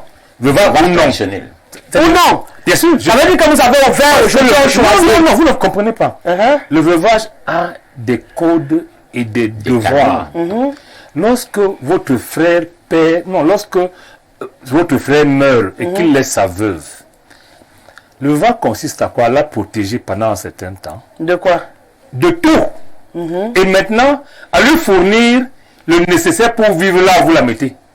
Si vous n'avez pas ces moyens, vous ne faites pas le veuvage. C'est ça le problème que vous ne comprenez pas. Si vous êtes dans le veuvage, vous ne sortez pas, et donc on doit fournir l'eau, à manger, à boire, le feu et tout. Dès lors qu'on ne peut pas le faire, aucune raison de faire le veuvage. Même l'homme, peut-être que ce n'est pas visible. Parce que si on fait le veuvage à l'homme, vous n'êtes pas là, vous les femmes. Mais c'est aussi difficile. Non, je vous dis, bien sûr. aucun homme qui a esquivé le veuvage n'a réussi. Ça ne marche pas. Il perd même lui. C'est vrai. Il s'en sort pas. Il ne s'en sort pas. Ne vous trompez pas. Ne vous y trompez pas. Donc, en réalité, le problème, c'est que vous questionnez tout chez nous et pas chez les autres. Acceptons. En fait, le veuvage, Rosalie, excuse-moi, le veuvage, c'est la rupture du lien. Ah oui, Voilà, pour rompre le C'est lien. un travail de rupture de lien. Il faut savoir d'accord. que le mariage se contracte traditionnellement par un lien. C'est un lien de mariage. Pacte. Le pacte du mariage. Je le sais. Il est donc plus facile de rompre l'acte d'état civil contracté devant monsieur le maire Bien sûr. que de venir rompre le lien de 5 ans. On vous dit partez, ne vous retournez pas. Voilà. Oui. On vient de sceller un pacte. Et souvent, donc, vous faites le malin. Parfois, certains vont chez les prêtres. C'est Les des histoires. prêtres, c'est le moyen le plus sûr pour garder des vos histoires. familles sur ces choses-là. Parce qu'il n'y a aucun chapitre de la formation des prêtres qui fait le rite de veuvage. Non. Aucun. Je pense qu'il faut laisser, quand on fait le rite de veuvage, on appelle vos ancêtres qui vous connaissent, Guy Sellet. On les appelle pour venir vous accompagner, pour venir vous sortir de l'impasse dans laquelle vous êtes. Casser le lien. Briser le casser le lien avec celui qui est parti. Briser le Pour pacte. commencer une vie normale. Mais si je veux qu'il reste en lien avec moi, Ah non. Non, vous venez rompre mon lien, pourquoi? Madame- Si j'ai aimé mon partenaire, je vais rester en lien avec Madame, lui. moi, Vous venez rompre mon lien, Madame, pourquoi? je vous réponds. Lorsqu'on vous met au veuvage, généralement. C'est un droit que Non, j'ai. attendez, lorsqu'on vous met au veuvage, on ne vous y enlève que si vous êtes d'accord. Vous voulez rester avec le lien là, vous restez avec. Restez. Il n'y a pas de problème. Mais généralement, vous avez droit à une vie. Et c'est pour ça qu'on estime, on a enlevé personne au veuvage à celle par force. C'est parce que vous êtes d'accord qu'on casse le lien entre celui qui est parti et vous. Pour vous donner la chance d'avoir une nouvelle vie qu'on le fait. Sinon, on vous laisse là-bas. J'ai une dernière question Non, sur non, cet non, accès non, là avant ce que de je voulais vous dire. passer. Non, ce que je C'est voulais vous très dire. important. Il y a des familles qui Madame souffrent. de janvier, ce que je voulais vous dire, moi, Oui. par contre, c'est qu'il n'y a aucun pays, aucune nation, aucune qui s'est développée sans brandir au moins sa langue. Je rappelle, j'ai un cas particulier. Le roi du Maroc parle couramment français et anglais. Absolument. Il parle 8 langues, le roi du Maroc. Mais chaque fois qu'il se déplace, il parle arabe pour que les autres traduisent. En fait, il vend sa langue. Lorsque la reine d'Angleterre vient en France, elle parle couramment français. Elle vous parle en anglais. Le secrétaire d'État américain, Anthony Blinken, parle 12 langues. Il se déplace en parlant sa langue parce qu'il vous vend d'abord ça. Et vous devez traduire. Il n'y a que nous ici Qui croyons que qui croyons que pour être bien vu, il faut parler en la langue de l'autre qu'il comprend mieux. Non. La Chine, qui s'impose aujourd'hui, parle chinois. parle mandarin. Mandarin. Pas anglais. Lorsque le patron de la Chine parle, avec Bill, comment vous appelez Bill Gates. Bill Gates et autres, on traduit. En fait, il assume sa culture. À vous qui avez intérêt à chercher à comprendre. Mais le problème chez nous, c'est qu'on a décrété que nous n'avons rien à offrir. On absorbe. Et on est des consommateurs C'est- passifs. c'est pas- Maintenant, pour revenir au veuvage, si vous voulez bien, je voulais vous dire quelque chose. J'avais ma dernière question. sur J'attends le la question veuvage. là. Oui, je viens chez vous. On finit avec vous l'affaire de veuvage. là. Oui. L'affaire qu'on on force les gens à épouser les frères des autres quand ils sont morts. Là. Ce n'est pas vrai. Ce n'est pas vrai. Ce n'est pas vrai. C'est ça le problème. Il ne faut pas on ne force personne. On ne force personne. Madame Gesselé, je vous parle aujourd'hui comme quelqu'un qui a perdu ses frères et qui gère les veuves de ses frères. Tu gères les veuves. Oui, je veux dire que je les protège. C'est-à-dire, on ne force personne. Vraiment personne. Donc on peut épouser quelqu'un d'autre ailleurs et tu continues de prendre soin d'elle. Non, attends. Attendez, Madame Gesselé, la notion de tombe chez nous. Tant que la veuve de ton frère est à la tombe de ton frère, tu prends soin d'elle. C'est par de là, elle n'est plus avec toi. C'est pas compliqué. Même la loi le dit. Vous ne pouvez pas prétendre avoir l'héritage de votre mari, même si futur, alors que vous êtes déjà marié ailleurs. Il faut comprendre ça. Donc, le problème chez nous, c'est que les gens veulent tout questionner pour rien. Votre mari meurt. On vous dit, lorsque vous meurez au veuvage là, quelle est votre parraine, votre marraine? Il n'y a pas de veuve qui n'ait pas de marraine pour l'accompagner. Et la marraine vient de chez vous. Vous allez la choisir. Le jour qu'on vous y enlève, elle veille à ce qu'on vous remette tous les sens pour avoir une nouvelle vie. Les histoires où les gens transgressent les lois, c'est-à-dire parce que votre beau-frère vous fait la cour, vous refusez, vous devenez des ennemis, ça n'a rien à voir avec le veuvage, rien à voir. Ça n'a rien à voir. C'est les individualités. C'est les individualités. Aucune famille s'est assise pour dire que comme notre frère est mort là, voilà ton nouveau mari, non. Si. Non. Moi, j'ai vécu je vais taire le nom de la personnalité. C'était une personnalité. Et après, au moment de l'enterrement, on a, vous le savez, on a sorti le petit frère, que c'est lui qui devait rester avec la veuve. Et la veuve a dû, excusez-moi l'expression, se gâter. Vous dites que je ne vous ai pas dit. Non, laissez, vous avez très bien compris. La veuve était encore, quelqu'un a chanté que Nyang Nyang. Elle était bien. Et le petit frère était prêt à assumer après son frère. C'est la veuve qui a dit qu'elle ne suis pas venue faire la collection des frères de la même famille ici. Donc, comme mon mari est enterré là, c'est bon. Ils viennent te prendre par rapport à quoi? Madame Gesselé, disons que... Donc, ça veut dire qu'il y a quand même des situations où on vit. C'est pas faire comme si ça n'existe pas. Je réponds aussi à Madame Gesselé. Ça dit, lorsque vous êtes dans une famille, hein, c'est un contrat. Les droits et les obligations. Comment un contrat? Non, j'en viens. Si vous êtes la veuve de mon petit frère, on estime que, même comme la femme n'hérite pas de son mari, vous êtes usufruitier de ses biens. Oui. Le jour, si vous voulez être là, vous devez être avec nous et là. Mais c'est vrai, non, attendez. Donc, quand ma soeur qui t'a épousé meurt, tu ne restes pas aussi pour nous, pour rester avec nous. Non, attendez. Là, tu peux aller chercher à Zamengwe. Ce n'est pas l'usufruité, c'est comme on a travaillé avec eux. Je même chez les petits. Madame, je reste avec vous. Madame chez toi. Je reste avec vous, mais chez moi. Oui. Parce que chez nous, c'est l'homme qui prend la femme pour l'amener chez lui. Et ça veut dire quoi? Il y a des familles où on estimait que ce monsieur a tellement fait des choses avec notre fille qu'on n'accepte pas qu'une autre femme... On prend. On vient te donner. C'est ça. Et tu es libre d'accepter ou pas. C'est la même chose. Donc on te suggère que pour que tu restes ici, qu'on ne voit pas les gens cogner ici la nuit. Pourquoi les gens ne peuvent pas cogner? Ils cognent où? Les gens ne peuvent pas mourir.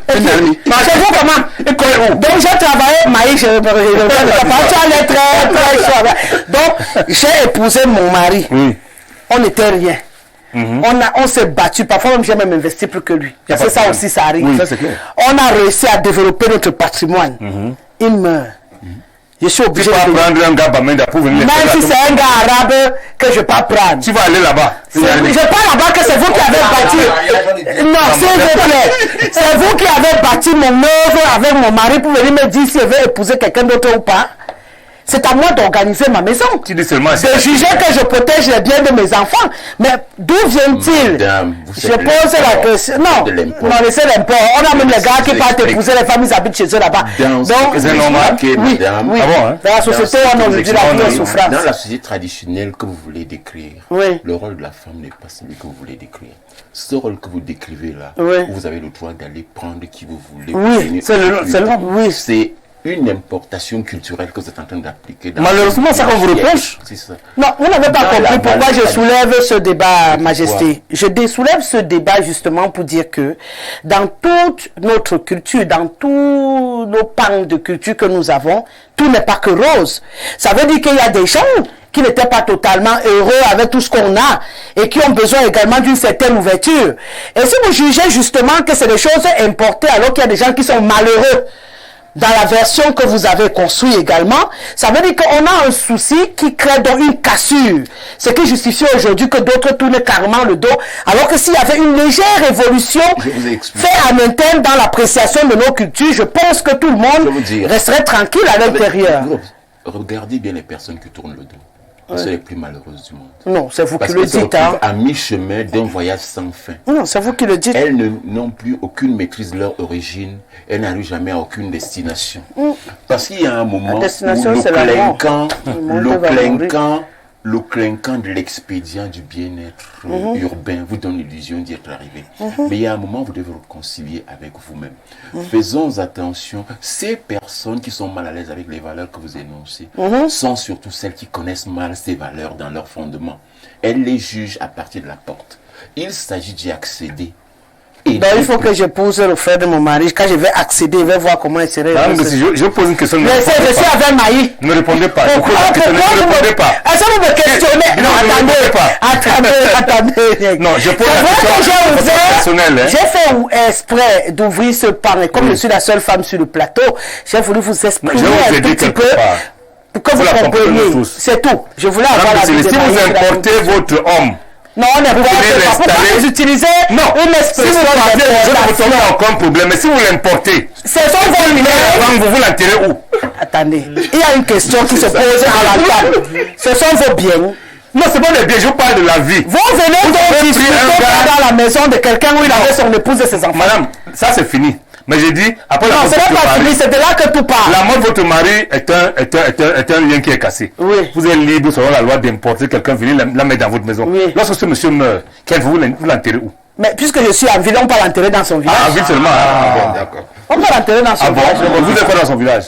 Je suis quoi dans son village? Attendez, il y a quelques heures.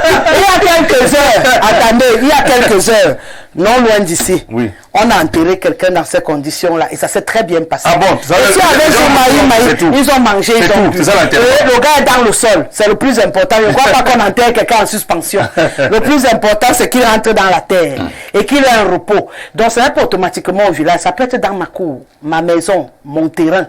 J'ai l'enterre là-bas. Et vos enfants le prennent pour qui? Ils viendront s'asseoir là pour pleurer. Vous savez les histoires de... Parce que l'oncle a lui de quoi pour mes enfants? Le père. Le vrai sang. Le sang à quoi dans l'affaire là. On dort la nuit, c'est le sang qui dort.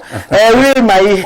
Rosalie. J'ai décidé de prendre cette posture là pour qu'on se comprenne. Allez-y. Rosalie, je suis vraiment estomaqué de vos positions. Oui. Non, c'est pas ma position. Je suis en train... Maï, il faut qu'on respire. Ce n'est pas une discussion avec Rosalie. Je suis en train de vous dire la position de ceux-là qui ont embrassé ce que vous appelez aujourd'hui la culture des autres. Et c'est à vous de trouver les arguments pour leur faire comprendre, comme ils sont en train de le faire d'ailleurs très bien, que c'est mal pensé. Mais si vous me dites Rosalie, c'est comme si vous étiez venu m'épouser et puis je suis en train de dire que vous allez venir s'intégrer dans ma cour. Je vous dis ce qui se passe aujourd'hui dans la société où nous sommes. Donc, il faudrait déjà le comprendre pour expliquer aux gens à quel niveau c'est important de retourner faire ce qui se pratiquait avant. Si vous n'y arrivez pas, vous n'aurez pas réussi à sauver ceux qui sont perdus. On se comprend mieux. Rosalie, allez-y donc. Je vous ai écouté religieusement. Non, mais c'est bien que vous ayez posé ce problème. C'est bien que vous ayez posé ce problème sur la table parce que c'est très important. Oui. Dans l'appropriation de notre culture, nous devons mettre le doigt là où ça fait mal. Justement. Évidemment, ça c'est un cas où ça fait mal.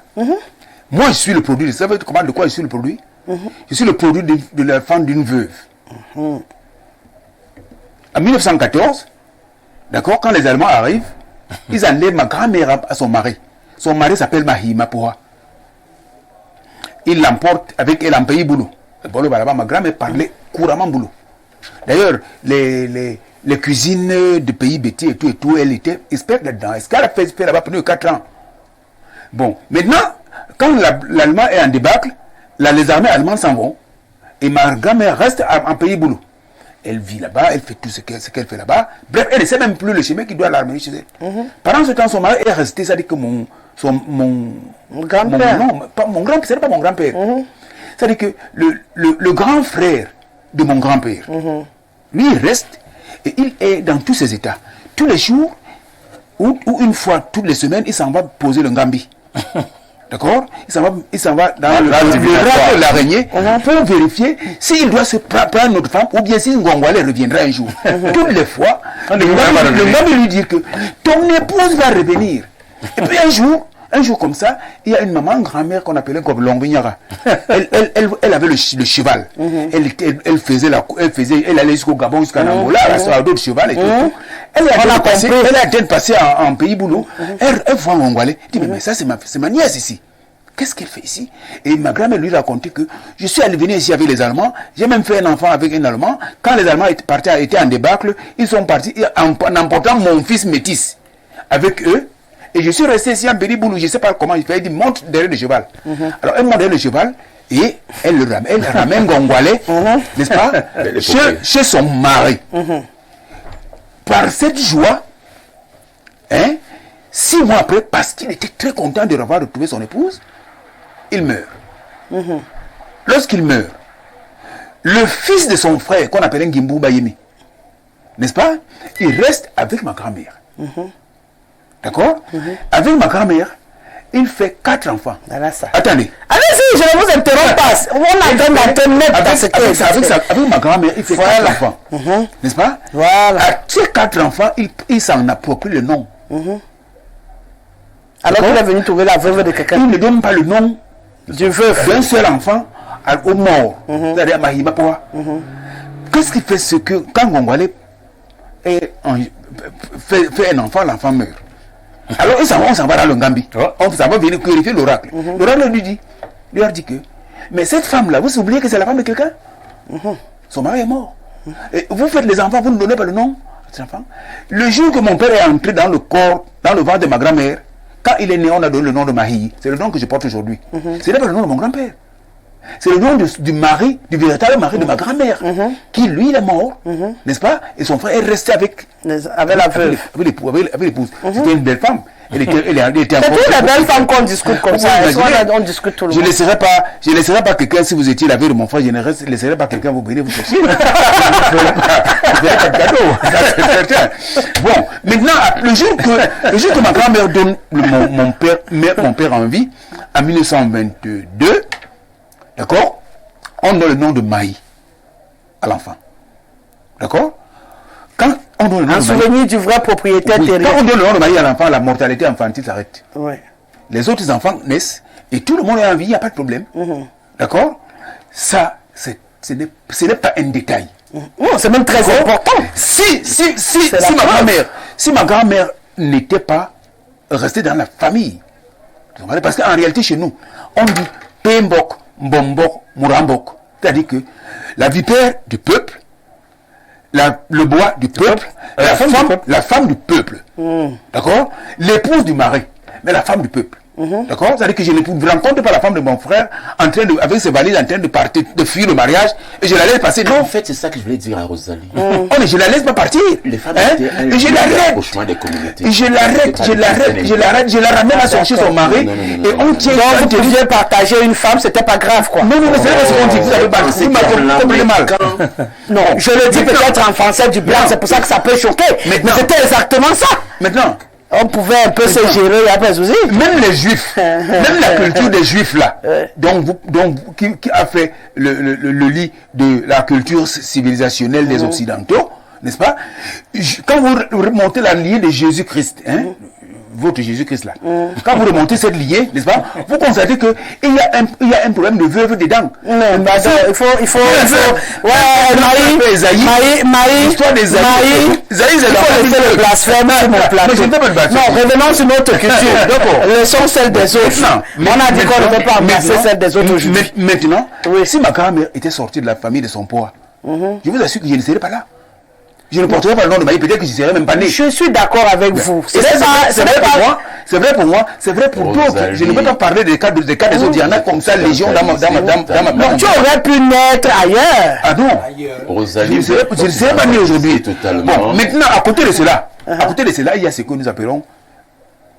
Je ne veux pas de quatre concepts. Il y a les terres, il y a les noms, il y a les épouses, il y a les pieds nus. D'accord? Je vous ai parlé là d'un cas de veuvage. N'est-ce pas?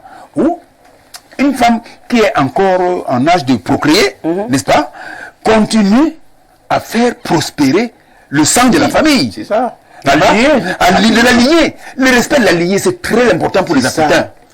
Donc, vous n'allez pas prendre un Malien et il vient faire les enfants chez la veuve de votre frère et l'enfant là va rester là. J'ai eu un cas d'élément dans mon village où il y a eu un cas comme ça, n'est-ce pas? Une de nos sœurs qui a fait un enfant comme ça, là, elle l'a ramené dans la famille. Vous savez ce que cet enfant a fait? Il a pris la machette, il a découpé la femme de son... Makando, comme c'est devenu célèbre à Pouma, il a découpé la veuve de son oncle. Mais il n'a pas le sang de la famille. On ne sait même pas avec qui notre fille a fait. C'est un enfant qu'un type a fait comme ça. Et puis il est venu avec le sang de la mort dans la maison. Il a tué. Attention. Donc la notion du respect de la lignée est très importante chez les Africains. D'accord? Bon, donc c'est ce qui nous fait protéger la veuve qui est encore en période de procréer. Il y a cet aspect. Il y a l'autre aspect qu'on appelle la terre. Dans notre culture, la terre est quelque chose de très important. La preuve, c'est que chez les Bassa, je parle sous le contrôle de Sa Majesté et du contrôle de Niek, chez les Bassa, quand on dit oui, on touche d'abord la terre, de 3 doigts, on met la zamba, La terre pour nous, la terre n'est pas, ce n'est pas quelque chose de... Ce n'est pas le sable. Ce n'est pas le sable. Je mange la terre. La terre, c'est un contact, c'est une relation, c'est un lien que nous avons avec la vie. La terre est associée à la vie. Donc quand vous voulez dire la vérité, vous prenez à témoin les gens qui sont dans la terre, n'est-ce pas, et les gens qui sont au ciel. C'est pour ça que l'on dit horo. Et chez nous horo, que les Kamites, les égyptologues appellent Horus. N'est-ce pas? Horus, chez nous, c'est en réalité Dieu. D'accord? Horo. Hein? Dieu est témoin. Dieu est témoin. C'est Horus. D'accord? Que les Occidentaux ont venu nous raconter leurs choses et tout pour nous imposer leur culture. C'est un deuxième aspect. Bon, maintenant. Et pour sortir. Non, maintenant. Et pour sortir. L'autre aspect, c'est dans le veuvage, j'ai la notion du cheveu. Le cheveu. Oui, le cheveu. Le cheveu, c'est quelque chose d'extrêmement important dans la vie d'un être humain. Le cheveu, c'est le point de contact. D'accord? C'est-à-dire que si quelqu'un veut vous embrigader, bloquer votre résistance, d'accord? Il suffit qu'il prenne une mèche de votre cheveu ou le bout de votre ongle, n'est-ce pas? Et il vous tient en captivité toute votre résistance. Il tient seulement ces deux reliques-là. Voilà pourquoi. Exactement la même chose. Voilà pourquoi, lorsque nous sommes dans la logique du veuvage et qu'il faut casser le lien du veuvage entre le mort et le vivant, je ne parle pas seulement de la femme, n'est-ce pas? Même l'homme qui a perdu son épouse, cette épouse avec qui il a partagé toute son existence, avec qui il a partagé toute la vie, ils étaient couchés dans le lit tous les jours, et sa femme n'arrêtait pas de passer la main sur sa chevelure. Je ne parle pas de quelqu'un comme Nyaki à la calvitie. de Sa Majesté qui a les cheveux. Son épouse n'arrête pas de lui passer la main sur les cheveux. Mais lorsque votre épouse meurt, la première chose qu'on vous fait, on vous enlève le cheveu, le point de contact qui vous lie à votre épouse, on vous enlève ça. On vous enlève le cheveu. C'est pour ça que j'aime beaucoup la culture de Bamileke. Lorsqu'ils ont perdu quelqu'un, tout le monde, sauf ceux qui sont rebelles, qui croient qu'ils vont changer le monde, ils refusent de se raser, mais tout le monde enlève les cheveux. Le cheveu, ça s'achète par la boutique, ça va repousser. C'est-à-dire que c'est une façon de casser le lien entre libérer la personne qui est partie et laisser les autres qui sont restés continuer à vivre. D'accord. Ça, c'est un autre. Ça, c'était pour sortir. Maintenant, pour sortir, je vais vous raconter encore une petite anecdote avant qu'on... En une minute. Oui, vraiment, on ne va pas au-delà. Quelques secondes même. Moi, mon père m'a dit, ne discute jamais la terre avec quelqu'un. Je vous ai laissé les terres qui nous ont été léguées depuis des siècles par vos ancêtres. Si quelqu'un veut venir vous agresser sur ces terres, ne pas t'asseoir dans un projet avec quelqu'un. Si quelqu'un t'agresse, ne va pas agresser quelqu'un. Si quelqu'un t'agresse, va là où il a fait son champ. Il veut arracher par la force. Prends la terre là, fais comme ça, fais comme ça, fais comme ça. Je le voyais presque comme ça sur le tombeau de son père. Je l'accompagne le faire. Fais comme ça, et viens sur mon tombeau, tu comprends? Dépose cette terre, écris ce que tu veux parler par rapport à cette terre, tu comprends? Tourne les deux va-t'en. Hein? Lave-toi les pieds, lave-toi la tête et tout, tourne le va-t'en. Tu vas voir ce qui va arriver. Je ne vous parlais pas d'une ou deux fois. Des gens sont venus m'agresser dans mes terres, non? Bon, parfois je n'ai pas voulu faire cela. Mais il est arrivé un moment où j'en avais marre, et je suis arrivé à le faire. Quand je l'ai fait, j'ai dit, entre ce monsieur et moi, sur ce terrain, sur cette terre-là, on n'a pas de discussion. Mais si c'est moi qui ai tort, et attends, ces gens sont très justes. C'est ça. On ne manque pas avec eux. Donc les morts ne sont pas morts chez les Africains, les morts ne sont pas. C'est là pour ça que nous n'avons pas de cimetière. Nos morts restent dans la maison, dans la famille. Parfois nous enterrons même les morts dans la maison. C'est ça. Vous comprenez? Alors je l'ai fait, je suis allé prendre la terre là-bas, j'ai dit, ce monsieur-là, qui me porte plainte sur les terres de mes ancêtres, qui vient m'agresser, je fais mon champ, et il envoie son enfant abattre mon champ, il cultive, récolte et tout, je me tais. Alors je veux qu'il y ait un résultat. Je ne porte pas plainte à ce monsieur chez les vivants, je le porte chez les morts. Ça n'a pas fait 2 ans. Le type est mort en criant. Les esprits sont venus le porter, il criait. Les gens l'attrapaient, il est mort, on l'a enterré. Donc, c'est des choses trop graves. Le sujet que vous avez mis sur la table ne mérite même pas qu'on en discute seulement ici. Vous devez organiser des forats. Vous devez organiser des soirées culturelles pour parler de ces sujets. C'est des choses d'une Européens font la même chose. Lady Diana a appelé son histoire. Voilà. Et elle a, c'est le sang royal. Voilà. Vous savez, c'est la mort. C'est sa mort. Sauf qu'elle meurt différemment. Mais rappelez-vous, maintenant, lorsqu'elle a trahi le sang royal, à tort ou à raison, elle a peut-être raison ou tort, tout le monde connaît le résultat. Voilà. C'est comme ça dans toutes les dynasties. Et maintenant, je vais sortir en disant ceci. Donc, le salaire la trahison d'une dynastie. La trahison, c'est la mort. Bien sûr, partout. On ne triche pas. Le corps est venu avec l'église. On ne triche pas. Le pardon, on ne triche pas. Je vais apprendre à ne plus pardonner, parce que moi, je pardonne beaucoup. Je vais sortir la disant. Je t'avais dit que je suis sorti depuis, je fais parler les téléspectateurs. Parce que c'est Marie, je te garde là. Pieds nus. Non, laisse ça me sort de pieds nus. Marie, laisse ça me sort de pieds nus. Permets-moi, s'il te plaît, de sortir en 2 secondes. D'accord. La notion de pieds nus. Lorsque vous parlez aux ancêtres, lorsque vous arrivez là où vos ancêtres ont été enterrés, et que vous parlez avec eux, ne les parlez pas avec les chaussures aux pieds. Non, enlevez les chaussures. Parce que la plante des pieds a la signature métabolique de l'être humain. C'est par là que vous êtes en contact avec vos ancêtres. D'accord? Parlez à votre père qui est décédé. Montez sur son tombeau, pieds nus. Parlez-lui, il va vous répondre, monsieur. Avant que vous n'allez parler à Jésus, à Bastien, à Saint Raphaël, à Saint Machin, vous faites comment avec vos ancêtres? D'accord, pour savoir qu'on a répondu. Une fois que vous allez au village, vous avez envie de vous concerter sur la tombe de l'un de vos ancêtres. Évidemment, essayez d'être en état de grâce, posez les pieds nus et écoutez les senteurs qui vont s'élever. C'est tout. Immédiatement, vous saurez qu'ils sont là. Tout simplement. Ils sont là. Il y a les senteurs qui vont s'élever. Immédiatement, il y a rupture dans les senteurs environ. Ils sont venus. D'accord, je vais aller expérimenter la causerie. La chose la plus importante que je voulais vous dire, Rosalie, par rapport à la femme. La femme, dans nos traditions, n'était pas l'épouse d'un individu. C'est ça. Non, j'ai compris que c'était les arachides du village. Non, ce n'est pas ça. Chacun trempait les mains. C'est le pilier de consommation des communautés et des familles. On ne vous transforme pas en bambok si vous n'avez pas d'épouse. On ne vous transforme pas en bambok si vous n'avez pas d'épouse. Moi, j'ai compris. C'est le pilier de consommation des communautés. Quand vous avez une épouse avec qui vous avez fait tous ces rites, vous ne pouvez pas laisser que quelqu'un vienne s'installer comme ça, là, prendre des choses qu'il ne maîtrise pas. Quand on a investi dans un pilier, on ne lâche pas ça comme ça. Donc elle part se balader. Transporter le patrimoine. Elle se perd même. D'accord. Ouais, nos pauvres vies. Non. Donc, C'est ça qui faisait la force. c'est la de l'humanité. richesse. C'est pour ça que les femmes étaient plus fortes que les hommes. Oui, Elles sont riches. Et c'est elle qui avait le vrai pouvoir. d'accord. C'était normal puisque vous défiliez dans son lit.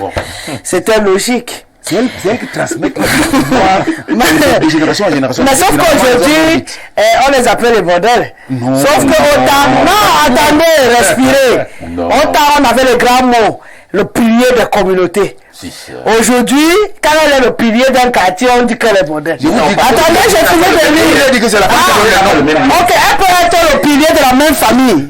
De la communauté de la même famille, mais en secret. Ok, j'ai compris. Bon, on va essayer de gérer. Parce que je ne comprenais pas, mais là je comprends. Je dois être le pilier quelque part. Ah ben voilà.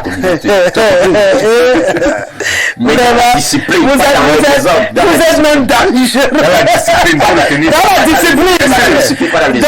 Donc, que ce soit géré dans la discipline. Je vais donner un exemple. Dans mon village, quand mon père devient adolescent et que sa mère a des doutes, elle appelle sa plus jeune co-épouse pour lui dire Que gère teste-moi ce gars. Teste-moi ce Le gars. résultat, c'était mon frère aîné. Qui est devenu C'est même les choses comme ça qui me personne ne s'en est jamais plaint. Il était officiellement mon oncle. Et ça marche. Ça marche. Qu'est-ce qui me La lien est préservé. Le sang.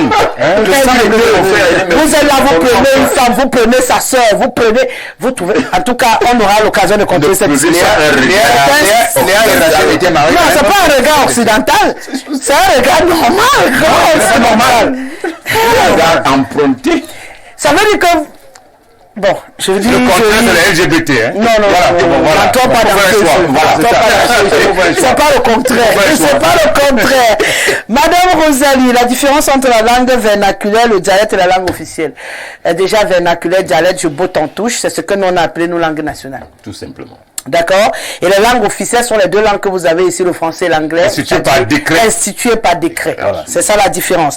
Déjà, vernaculaire, C'était les dialecte, façons, c'est C'est les les façons. autres qui appellent ça comme ça. Voilà. Mais en fait, ce sont nos langues nationales qu'ils appellent comme ça. Tout simplement. Yara Yoff, je pense que tu as eu ta réponse.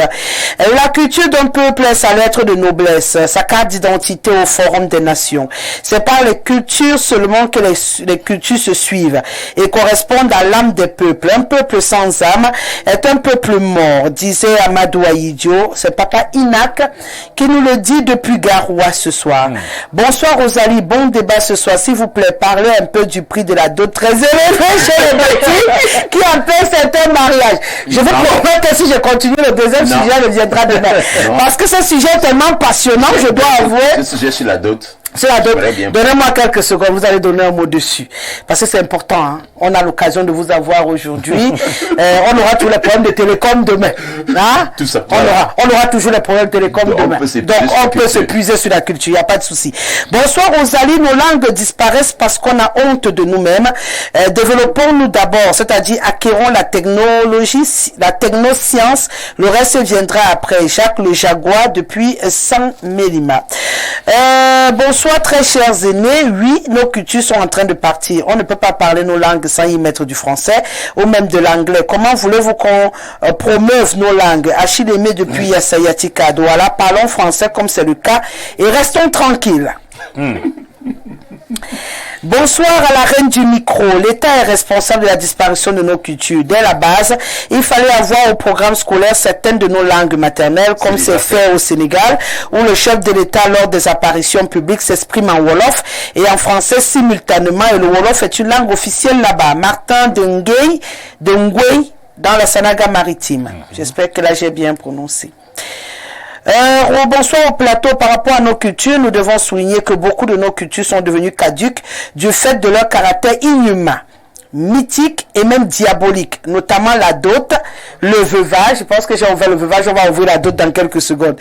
La dot, le veuvage, le vira, mais certaines de nos cultures doivent être encouragées, comme les langues, la nutrition et même l'habillement. Pour conclure, il y a de bonnes choses dans notre culture que nous devons encourager et les mauvaises que nous devons bannir pour restaurer la justice et la moralité sociale. C'est Joseph depuis Douala Yatika. Après, il va dire aussi que toi, tu es trop moderne. Rosalie, en écoutant les parents qui parlent sur votre plateau, on comprend pourquoi certains jeunes rejettent des cultures africaines trop souillures. Comment tu peux prendre la femme de ton frère après sa mort? Sorcellerie. Le temps est venu de corriger. Le temps est venu de corriger les injustices et les barbaries de nos cultures. Joseph depuis Douala Yatik. C'est très intéressant. Bonsoir le plateau. Sa Majesté Ateban Doumou, que je sais baigner et s'abreuver dans multiples sources de connaissances et de savoir. Peut-il nous édifier sur la différence entre la tradition, la culture et la sorcellerie? L'association avec l'église est-elle possible? Zambo de Yaoundé. Il n'aura pas le temps matériel de vous faire son exposé ce soir, puisqu'on a un sujet à l'ordre du jour. Mais j'ai relevé le vôtre, on aura l'occasion de le faire revenir. Bonsoir le grand soir, Rosalie. Peut-être que chez les Bassa, la veuve est libre de prendre un homme hors de la famille du mari pour époux. Mais chez les Bouddhas, une veuve doit se marier avec un frère ou un membre de la famille du mari décédé. Faites vos enquêtes, vous allez le constater. Et avant cela, se passait même chez les Sawa, c'est Dissaké, depuis Douala qui nous le dit. Bonsoir madame, la culture c'est aussi manger, danser, s'habiller, se divertir. C'est pourquoi la modernité influence nos cultures. Aujourd'hui le bikutsi, le mako, ça se joue avec les guitares. C'est un problème. C'est Jack qui le dit. Bonsoir madame, votre thème de débat sur la disparition de nos cultures est très vaste à développer. Moi je vais axer ma réflexion sur la chefferie traditionnelle dans nos contrées. Toutes nos valeurs tournent autour de cette institution. D'abord, le complément traditionnel nous démontre que c'est une institution qui est garante de nos valeurs ancestrales. Mais alors que sont devenus nos chefs aujourd'hui? Sont-ils eux-mêmes au courant de cette tradition? Nous retrouvons des chefs qui sont même incapables de rassembler leur population juste pour une communication. Nous retrouvons des chefs qui sont à la base de la division communautaire au lieu d'être des facteurs de rassemblement. Dans un tel contexte, les gens ne peuvent que fuir les villages et par conséquent perdre progressivement certaines valeurs traditionnelles. Si nos sociétés doivent garder des valeurs traditionnelles, il faut reformer la chefferie traditionnelle et savoir si celle-ci et si celui qui accède au trône est vraiment traditionnel. C'est important. C'est pas mal pensé. Bonsoir le plateau, bonsoir Rosalie, modératrice exceptionnelle. Nos cultures ne sont pas seulement en voie de disparition, mais elles ont disparu. J'imagine seulement la génération à venir, surtout avec ces jeunes Camerounais qui ne font qu'immigrer là. Solution, que les membres du gouvernement accordent un peu de valeur à nos cultures et non duplier celle des Français, tenues vestimentaires et tout ça. C'est Titus depuis Boya qui nous écrit. Bonsoir Rosalie et à votre riche panel. Cette thématique est vraiment très importante. Il faudrait que notre système éducatif commence à mettre au programme scolaire nos langues maternelles et ainsi ajouter dans nos livres d'histoire les récits de nos héros comme Oumniobe, etc. Rodrigue depuis Odia. Bonsoir Rosalie. Monsieur Maï doit préciser que c'est ce jour qu'on donne le nom à l'enfant. Oui, il a dit ce 5e jour, ce 4e jour pour les femmes. Je pense que j'ai bien retenu. Bonsoir, madame, enfin que je retiens, j'ai beaucoup appris aujourd'hui, sauf la partie d'être la femme du peuple là. Bonsoir, madame Rosalie. Sur la question de notre culture et de langue en particulier, j'adhère à tout ce qui est développé par vos grands invités du jour. À cela, je voudrais ajouter l'influence économique, car nos langues n'ont rien d'indispensable pour le citoyen ordinaire. Par contre, on a besoin de maîtriser le français pour être compétitif. L'anglais, par exemple, pour voyager vers l'étranger. Si ma langue ne permet pas de me nourrir ou de développer ma famille, elle devient accessoire. Il y a des frères anglophones résidant au Nozo qui ne savent pas dire un mot en français à cause du fait que ce n'est pas indispensable. Il leur suffit d'arriver à Yaoundé pour se trouver contraint de parler français pour survivre. Ce n'est pas le courage, mais c'est la force du milieu qui s'impose à lui. Hans, depuis Soa. Bonsoir Rosalie, la disparition de nos cultures reste un véritable problème de nos jours. La langue des Blancs et la religion sont venues. Voyez ce qui se passe autour de nous aujourd'hui. L'Église catholique enseigne aux fidèles d'abandonner des traditions et suivre Jésus. Rosalie, est-ce que vous savez que dans l'Église catholique, certaines paroisses, pour donner le baptême, chaque candidat doit débourser une somme de 10 000 plus un coq? Ah, tu as dit certaines paroisses. Comme moi je n'ai jamais croisé, je suppose que c'est aussi vrai. Revenons aux sources et enseignons nos langues maternelles dans les écoles et faisons attention à tout ce qui concerne les Blancs. Quand on a tout perdu, c'est la culture qui devrait nous rester. Vondou, fils du paysan depuis Guidère. Je rappelle également qu'il y a des rituels qui demandent aussi même les chèvres. C'est aussi coûteux. Ouais, on dirait de retour du Qatar dans ce vestimentaire. Monsieur le maire aurait-il l'air fatigué? Il a dû manger du bon facochère fumé. Mon ancien camarade de l'école catholique de Nkolewe, le Nkunkumat, que je retrouve dans le studio. Encore cette acculturation au grand soir, sachant qu'il y a des années dans le grand village Ona, écoutions autour d'un grand feu de bois des histoires en langue bassa. Malheureusement, les parents, dans un mimétisme moutonnier à l'occidental, peinent à envoyer leurs enfants au village du fait des pratiques lugubres dans des jalousies, les grêles, la méchanceté et autres vices qui aujourd'hui restent au village. Vous n'avez qu'à voir l'exode rural du fait de la précarité ambiante où bon nombre vont dans les grandes villes à la recherche du pain quotidien dans ce capitalisme barbare, besquineur, prostitué dans différents carrefours et autres métiers de la débrouillardise. Ainsi donc, l'identité culturelle dans ce foisonnement de diverses tribus va créer des unions sentimentales à tuer notre culture d'origine ancestrale pour montrer le complexe de la dépendance, d'infériorité et de la médiocrité mentale. Masoctoma, qui veut dire que les mariages hybrides que nous avons aujourd'hui n'aident pas non plus, ce que les gens restent connectés à leur terre. Bonsoir Rosalie, bonsoir le panel. Rosalie, la culture est comme la confiture sur le pain. Moins on a la confiture, plus on l'étale sur le pain. C'est Odile Yogo qui nous le dit depuis la Côte d'Ivoire ce soir. Bonsoir, nos cultures en voie de disparition, mariage interethnique au centre tout. Si la femme est influente, des enfants parlent son patois.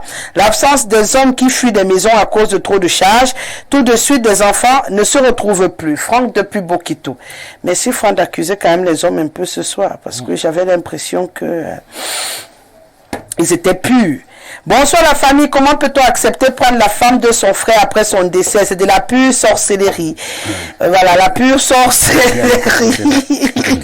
Laissez les femmes de vos frères après leur mort. C'est l'importation. L'importation de quoi? Rosalie. Bon, il y a quelqu'un qui a posé un problème de doute. Oui. Justement. Mais il a précisé, il y a d'autres chez les bêtis. Moi, je vais même ouvrir. Bon, ok. C'est vrai que chez les bêtis, il y a aussi des autres, on dit que les porcs l'ont chassé. Je vais Majesté. simplement poser la question de savoir, Rosalie, est-ce qu'il y a un prix à l'amour?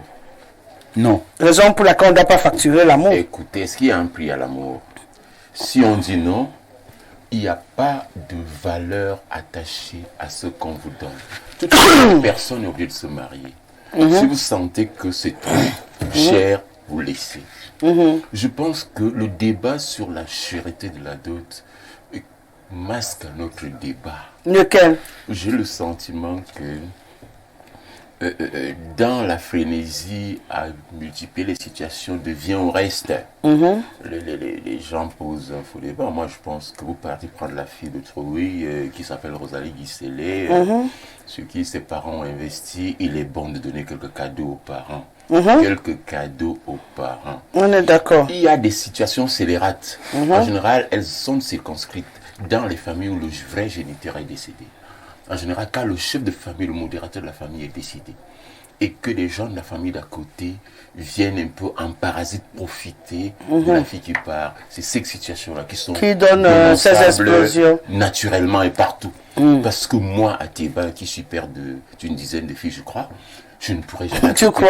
Non, bien sûr, on dit souvent que... addition, on ne peut pas c'est quand même... Ok. Donc, je ne pense pas que on puisse vendre ma fille. J'apprécierais simplement que mon beau-fils me donne des cadeaux. Quand ma fille est née, est allée en mariage, je vais vous étonner. J'ai demandé une seule chose. J'ai dit à son mari de me donner 8 chapelets. 8 chapelets catholiques. Parce que j'avais 8 filles après. Je vais donner un chapelet à chacun. Dès que je donne la nourriture aux autres, je faisais l'initiation chrétienne à mes enfants. C'est tout ce que j'avais demandé. Ma fille est née, est allée en mariage. Donc, je pense qu'on ne vend pas les enfants. Donc, et souvent, ce qui arrive, c'est que quand le dialogue entre les familles est rompu, on arrive à ça parce que M. Niek ne peut pas accepter, quand son fils vient épouser ma fille, qu'on en soit demandé 10 porcs. Puisqu'on va parler. Mais on demande 10 porcs. On met le camion de plantain, on met le camion de bière. On va parler, et en général, quand il y a dialogue entre les familles, ça s'arrange. Souvent, ce qui s'achève dans les effectifs, les quantités que vous évoquez, traduit d'abord une rupture de communication entre les deux démembrements qui doivent se rapprocher. Je vous ai dit, dans la famille traditionnelle, on ne prend pas une femme on lie deux familles et à vie. On lie deux familles à vie. Et ça commence par le dialogue entre les familles. D'accord. Ma famille entre en dialogue avec la famille de l'autre et on tombe d'accord sur les modalités les plus agréables pour tout le monde. Souder les enfants. Les cas que vous évoquez traduisent souvent l'influence des personnes non légitimes sur le mariage. Donc des hommes parfois souvent très éloignés qui viennent donc se comporter dans cette affaire-là comme c'était une rente de situation dans laquelle ils veulent tirer le plus grand bénéfice possible. Premier cas de figure. Deuxième cas de figure, les deux familles ne sont pas entrées en dialogue. Monsieur, votre fille ne dialogue pas avec moi, je dialogue avec mon homologue de l'autre côté. C'est-à-dire le père et le père, le chef de famille et le chef de famille. En général, quand les chefs de famille entrent en dialogue, on ne peut pas arriver à ces excès-là. Souvent, quand il n'y a pas de dialogue, alors dans ce flou total, les gens viennent, tu as des frères qui demandent la moto, l'autre frère demande 5 costumes, l'autre vient demander 2 ordinateurs, la télé, etc., etc. Ça traduit en général qu'il y a... Enfin, vous allez demander ça à quelqu'un qui est un fonctionnaire ordinaire, il va prendre ça où? Mais le souci aujourd'hui, Sylvestre, c'est qu'il décrit une situation qui était normale. Mais la majorité aujourd'hui des jeunes ont justement du mal à officialiser leurs unions parce que les familles sont de plus en plus véreuses, de plus en plus tournées vers cette demande excessive. Et du coup, il y a des garçons qui disent, gardez votre fille quand j'aurai donc tout ce que vous demandez. Moi, j'ai vécu une scène qui m'a estomaqué. Un monsieur qui a demandé une voiture à son beau-fils. C'était pas qu'il était même incapable de la lui offrir, mais il a dit de patienter après le mariage puisqu'il avait donné tout ce qui avait été demandé en dehors de la voiture. Après le mariage, voilà, je vais me battre pour vous trouver une voiture. Et c'est en plein le jour de la cérémonie que le père s'est assis en route, qu'il n'y a pas sa voiture, il n'y a pas mariage. Donc c'est pour vous dire qu'on vit des cas tous les jours. Donc il faut peut-être parler à ceux-là qui s'amusent à croire qu'il a dit quelque chose tout à l'heure. Ma fille que j'ai élevée, quand tu es élevée, c'est un investissement à récupérer le jour de son mariage. C'est pas ton enfant que tu as fait grandir parce que c'est ta responsabilité. Rosalie, je vais parler avec 2 postures. Aussi l'état civil, mais également le chef de famille. Oui. Il n'y a aucun mariage qui n'a pas eu lieu à cause de la dot. Oui, évidemment. Aucun. Donc c'est même pas une obligation. Non, parce que le mariage en réalité n'est pas lorsqu'on se réunit. Les gens sont mariés avant, hein. Les gens sont mariés avant. Ils viennent reconnaître le fait que cette fille et ce garçon sortent de quelque part. Pour se marier lorsqu'on est majeur, on a besoin ni de son père ni de sa mère, encore de ses oncles. C'est la réalité de fait. Donc, lorsque votre fille épouse quelqu'un, elle est allée étudier en France, elle épouse un Français, elle a d'autres. Donc, en réalité, les choses ici, c'est parce que quelquefois, nous paraissons. Et Majesté vous dit, il y a 2 situations, lorsque le chef de famille est mort, et qu'il y a des imposteurs qui ont d'autres desseins. Ou alors, des oncles éloignés viennent déranger. Mais si vous êtes un chef de famille, moi je dis, le mot est haïssable. Mais pour ceux qui ont passé, moi je suis le chef de famille qui marie, y compris ses mères, ses mamans. Mon grand-père mourant m'a laissé toute la famille, y compris mes mamans, mes soeurs, et leurs biens, leurs coqs, leurs chèvres. Donc si tu veux épouser ma mère, ma tante, j'ai des tantes qui sont plus jeunes que moi, tu n'en Oui, bien sûr. C'est moi qui prends la dot. Et ma dot, c'est 2 choses. Vous aimez suffisamment pour vous marier? Oui. Donnez-moi 2 petites Guinness. Merci. Et tous les parents sont comme ça. Mais dans une famille, le chef de famille n'est plus. Chacun commence à faire ce qu'il veut. Et généralement, ce qui se passe, c'est une conséquence. La conséquence, c'est que les enfants fuient leur village. Ça veut dire qu'ils sont en réalité mariés, hein? Je peux vous rassurer qu'il y a des enfants qui sont mariés très loin de leur famille. Personne n'est au courant. Ça se passe bien. Ça se passe très bien. Le jour qu'ils veulent reconnaître que ma femme est venue de quelque part. La sorcellerie, c'est une vie. Pas toujours. Pas toujours. Donc quelque chose qui ressemble à soi. Non, quelquefois, je vais vous dire quelque chose. Il n'y a pas de sorcier qui puisse prendre ma fille si dans ma famille personne n'est d'accord. C'est ça. Ça ne marche pas. Ça ne marche pas. Donc la réalité est que ce que vous décrivez là est réel. Mais on peut le contourner. Lorsque les gens s'aiment suffisamment, qu'ils sont majeurs, ils se marient d'abord. Ils se marient d'abord. Vous comprenez? Les gens qui se tempêtent là-bas pour les ports, les voitures et autres, c'est pour eux là-bas. C'est pour eux. Quand maintenant, la fille fait un 2e enfant, il commence à paniquer. Maintenant, j'ai dit quelque chose, il y a un choix à faire pour les parents qui demandent les ports longs châssis. Entre le fait que vous ayez un beau-fils, qui est en réalité votre fils, hein, qui peut venir vous tenir la main quand vous êtes malade, Voilà. même sans argent. Et le fait que votre fils ait épousé quelqu'un qui est loin de vous et qui vous fuit, parce que vous demandez d'aller faire un choix. C'est pour ça que moi, lorsque je faisais les mariages, je mariais les gens. Je leur disais, la seule opération arithmétique où 1 moins 1 donne 2, c'est le mariage. Vous voulez prendre ma fille, mais en réalité, vous restez parce que vous êtes mon fils.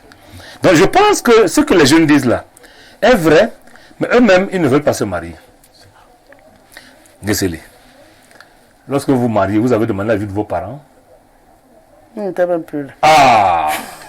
Non, vos parents, c'est pas seulement vos géniteurs, hein? Non, il n'était même plus là. Hein, n'est-ce pas? Donc lorsque les gens veulent vraiment se marier, décelez. Si le mari est fondé sur l'amour, hein, les gens qui sont majeurs se marient. Ouais. Et maintenant, plus tard, On vient. moi je vais vous dire quelque chose. Je suis allé doter la fille d'un de mes frères aînés il y a quelques mois. Je dis un de mes frères aînés. Il a pris sa fille, sa femme, il y a une trentaine d'années. Ils sont partis. Maintenant, il a estimé que vraiment... Il n'y a pas de problème, hein. La femme va dans son village, il n'y a pas de problème. Les enfants, il n'y a pas de problème. Il a estimé que Il peut venir dire merci. il est temps d'aller dire merci à son beau-père, parce que son beau-père l'avait accueilli. Les oncles n'étaient pas d'accord. Nous sommes allés dans cette famille. Évidemment, sur le plan du rituel, on nous a sanctionné, que vous avez volé la femme ici. Mais en fait, on connaît la finalité. C'est en réalité l'ambiance. Ouais. Les gens veulent vous retenir au village pendant longtemps et vous traînent. Celui qui ne comprend pas comment ça part, on me demande tout d'abord. Non, on vous demande même rien à la fin. Vous êtes déjà marié. Méconnaissance. Vous devez faire la dot, n'est-ce pas? Votre femme est même peut-être restée dans votre village. Vous voulez doter la femme seule. Première question, on m'a demandé là-bas, vous voulez même doter qui? Elle s'appelle Rosalie, on sort 10. Non, en fait, ma femme, mon frère est resté. On est allé, mon frère et moi. Mon frère est né. Vous voulez doter que je vous donne le nom? Je sais qu'on va palabrer 1000 francs par-ci, la bière par-là. Mais je suis déjà marié. Les gens qui se braquent que je ne me suis pas marié parce qu'on a demandé 8 porcs ne sont pas honnêtes. Ou peut-être ne savent pas. On va pas le Ils faire. savent. Non, ils savent. Rosalie, la femme n'est pas un bagage. Voilà. Il faut que les gens comprennent, que la femme n'est pas un bagage. Je vais vous dire une chose. Vous épousez une femme, le seul fait de dormir seulement dans son lit, quand vous sortez le matin, toutes les portes s'ouvrent devant vous. L'épouse de Nyeré, de ces gens-là, de ce genre de femme-là. Comment tu disais? Parce que c'est ma fille. C'est ça. J'ai eu peur. C'est pas si c'est ma fille. J'ai eu peur que tu avais déjà hérité. Vous avez des femmes, Il a béni sa fille. vous avez des femmes comme ça, seulement à dormir à côté d'elle, Les n'est-ce portes pas? s'ouvrent. Toutes les fois que vous sortez le matin, toutes les portes s'ouvrent devant vous. S'il vous plaît, l'énervez pas si elle est fâchée. Quand vous êtes dehors, L'horizon s'assombrit. tout est bloqué. Vous êtes obligé de revenir jouer au petit garçon le soir parce que quand elle sourit, n'est-ce pas? Quand vous l'avez bien traité à 4 heures du matin, Le soleil n'est-ce apparaît. pas? Le soleil apparaît dans votre... C'est comme ça le mariage. Pauvre Rosalie. C'est comme ça le mariage. La femme c'est une fleur, c'est une étoile dans la vie d'un homme. Vous comprenez? Donc, Voilà ça. les femmes ne doivent pas croire que nous les utilisons comme des instruments, comme du bétail. Non. La femme, pour ceux même qui en ont plusieurs, d'accord? Ah, voilà. Il y en a une, attendez. Il y en a une qui vous porte bonheur. D'accord? Il y en a une qui vous protège. Parce que quand vous rentrez à 4 heures du matin de la sorcellerie, vous avez arraché le lycée par-ci, vous avez arraché ceci, cela et tout, vous êtes venu, les armées adverses sont en train de courir après vous. Il faut que vous vous cachiez quelque part, vous entrez dans le ventre de celle-là. Vous restez. C'est pour cela que nos parents avaient 2, 3, 4 femmes. Vous savez pas le rôle que chaque femme joue. Mais bon, il arrive que vous ayez la chance, comme Niek, de trouver dans une même femme toutes ces femmes-là. C'est ça. Et c'est comme ça que vous n'avez pas la chance de pouvoir délier cette union. Voilà. Il y a des femmes comme ça qui portent une couronne d'étoiles. Le seul fait qu'elle est entrée dans votre maison, mais tout vous sourit, tout devient luxueux. Tout devient luxueux.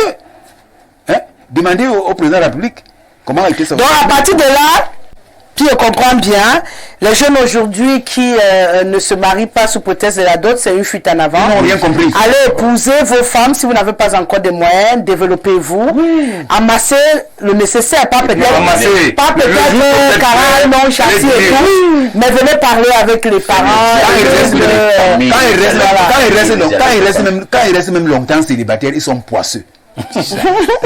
Oui, parce que la femme la femme vous dépoisse. La femme vous enlève la poisse. D'accord. Elle vient chez vous, elle vous apporte sa couronne de toile et tout ça. Bon, c'est pas toutes les femmes, hein. Non, ce n'est pas toutes les femmes. Mais il y a aussi des poisseuses qui viennent dans le vie. Il y en a qui ont ce qu'on appelle la aura. En bêtise, on appelle ça la aura. N'est-ce pas? Il y a d'autres qui ont ce qu'on appelle la kia. C'est pour cela que quand mon fils doit se marier, laissez-moi vos histoires de blanc. Permettez-moi d'aller consulter l'oracle au village. Cette femme va porter bonheur à la famille. Même quand on n'a pas l'oracle, on cherche à savoir, est-ce que sa mère s'était mariée? Oui. Non. Sa mère était restée en mariage? Oui. Sa grand-mère, c'est comment? Ses grand-mères, c'est des signes qui montrent que dans cette famille-là, on reste en mariage. Bon, il y a d'autres endroits où c'est la première personne qui va se marier après que les autres se soient dispersés. Ça devient comme suspect. D'accord. Donc, si on retrouve une famille où on se dit filles, 8 sont en mariage et peut-être 2 sont en villégiature, on dit ça peut aller. Mais si on retrouve une famille où on se dit filles, une seule en mariage, 8 sont en villégiature, les palpitations commencent. Et si on arrive là où la mère n'est jamais restée là, elle a fait 4 mariages, elle ne reste nulle part. On met une course. D'accord. Et vous avez donc compris, cher Fiona. On peut aussi rattraper. Oui, on peut rattraper. Quand on sait ça, on fait le rituel. Bon, ok. Elle a l'air bien, elle a l'air posée, on va la garder. On la stabilise. On la stabilise. Et non, pas l'attacher, même si tu dors dehors. On la stabilise. On n'a pas attaché, on la stabilise. Je connais les expressions là, c'est attaché. Je suis quitté depuis, mais je sais. Bonsoir les parents, la dot qui était un symbole d'union entre 2 familles est chère aujourd'hui pour des besoins économiques. C'est Fouda depuis Edea. Donc votre richesse, vous partez chercher la dot de quelqu'un. Bonsoir Rosalie, venez chez les Boun chercher des filles pour vos enfants, très moins cher ici. Nicolas depuis Garoua. C'est moins cher, on n'en veut pas de prix. Bonsoir, c'est Cédric Meillet depuis Ebolova. J'aime votre émission car nos cultures sont en voie de disparition et j'adore vraiment le débat. Je vous souhaite une bonne soirée. Merci beaucoup. Je constate que vous êtes très nombreux d'ailleurs à aimer ce sujet. Je me rappelle que j'ai voulu inverser les deux et mon PDG m'a dit non, il faut réinverser parce que la culture c'est beaucoup plus important et je lui dis merci ce soir parce que je serais en train de parler de téléphonie. Monsieur Dieudonné Mvon est un homme de culture. Ah oui, oui. Bonsoir à toi ma très chère Rosalie et à tout ton panel. S'agissant de nos cultures qui sont en voie de perdition, il faut remarquer que de plus en plus nos générations récentes et actuelles copient radicalement et stupidement l'Occident, prétextant avoir de bons filons socio-vital.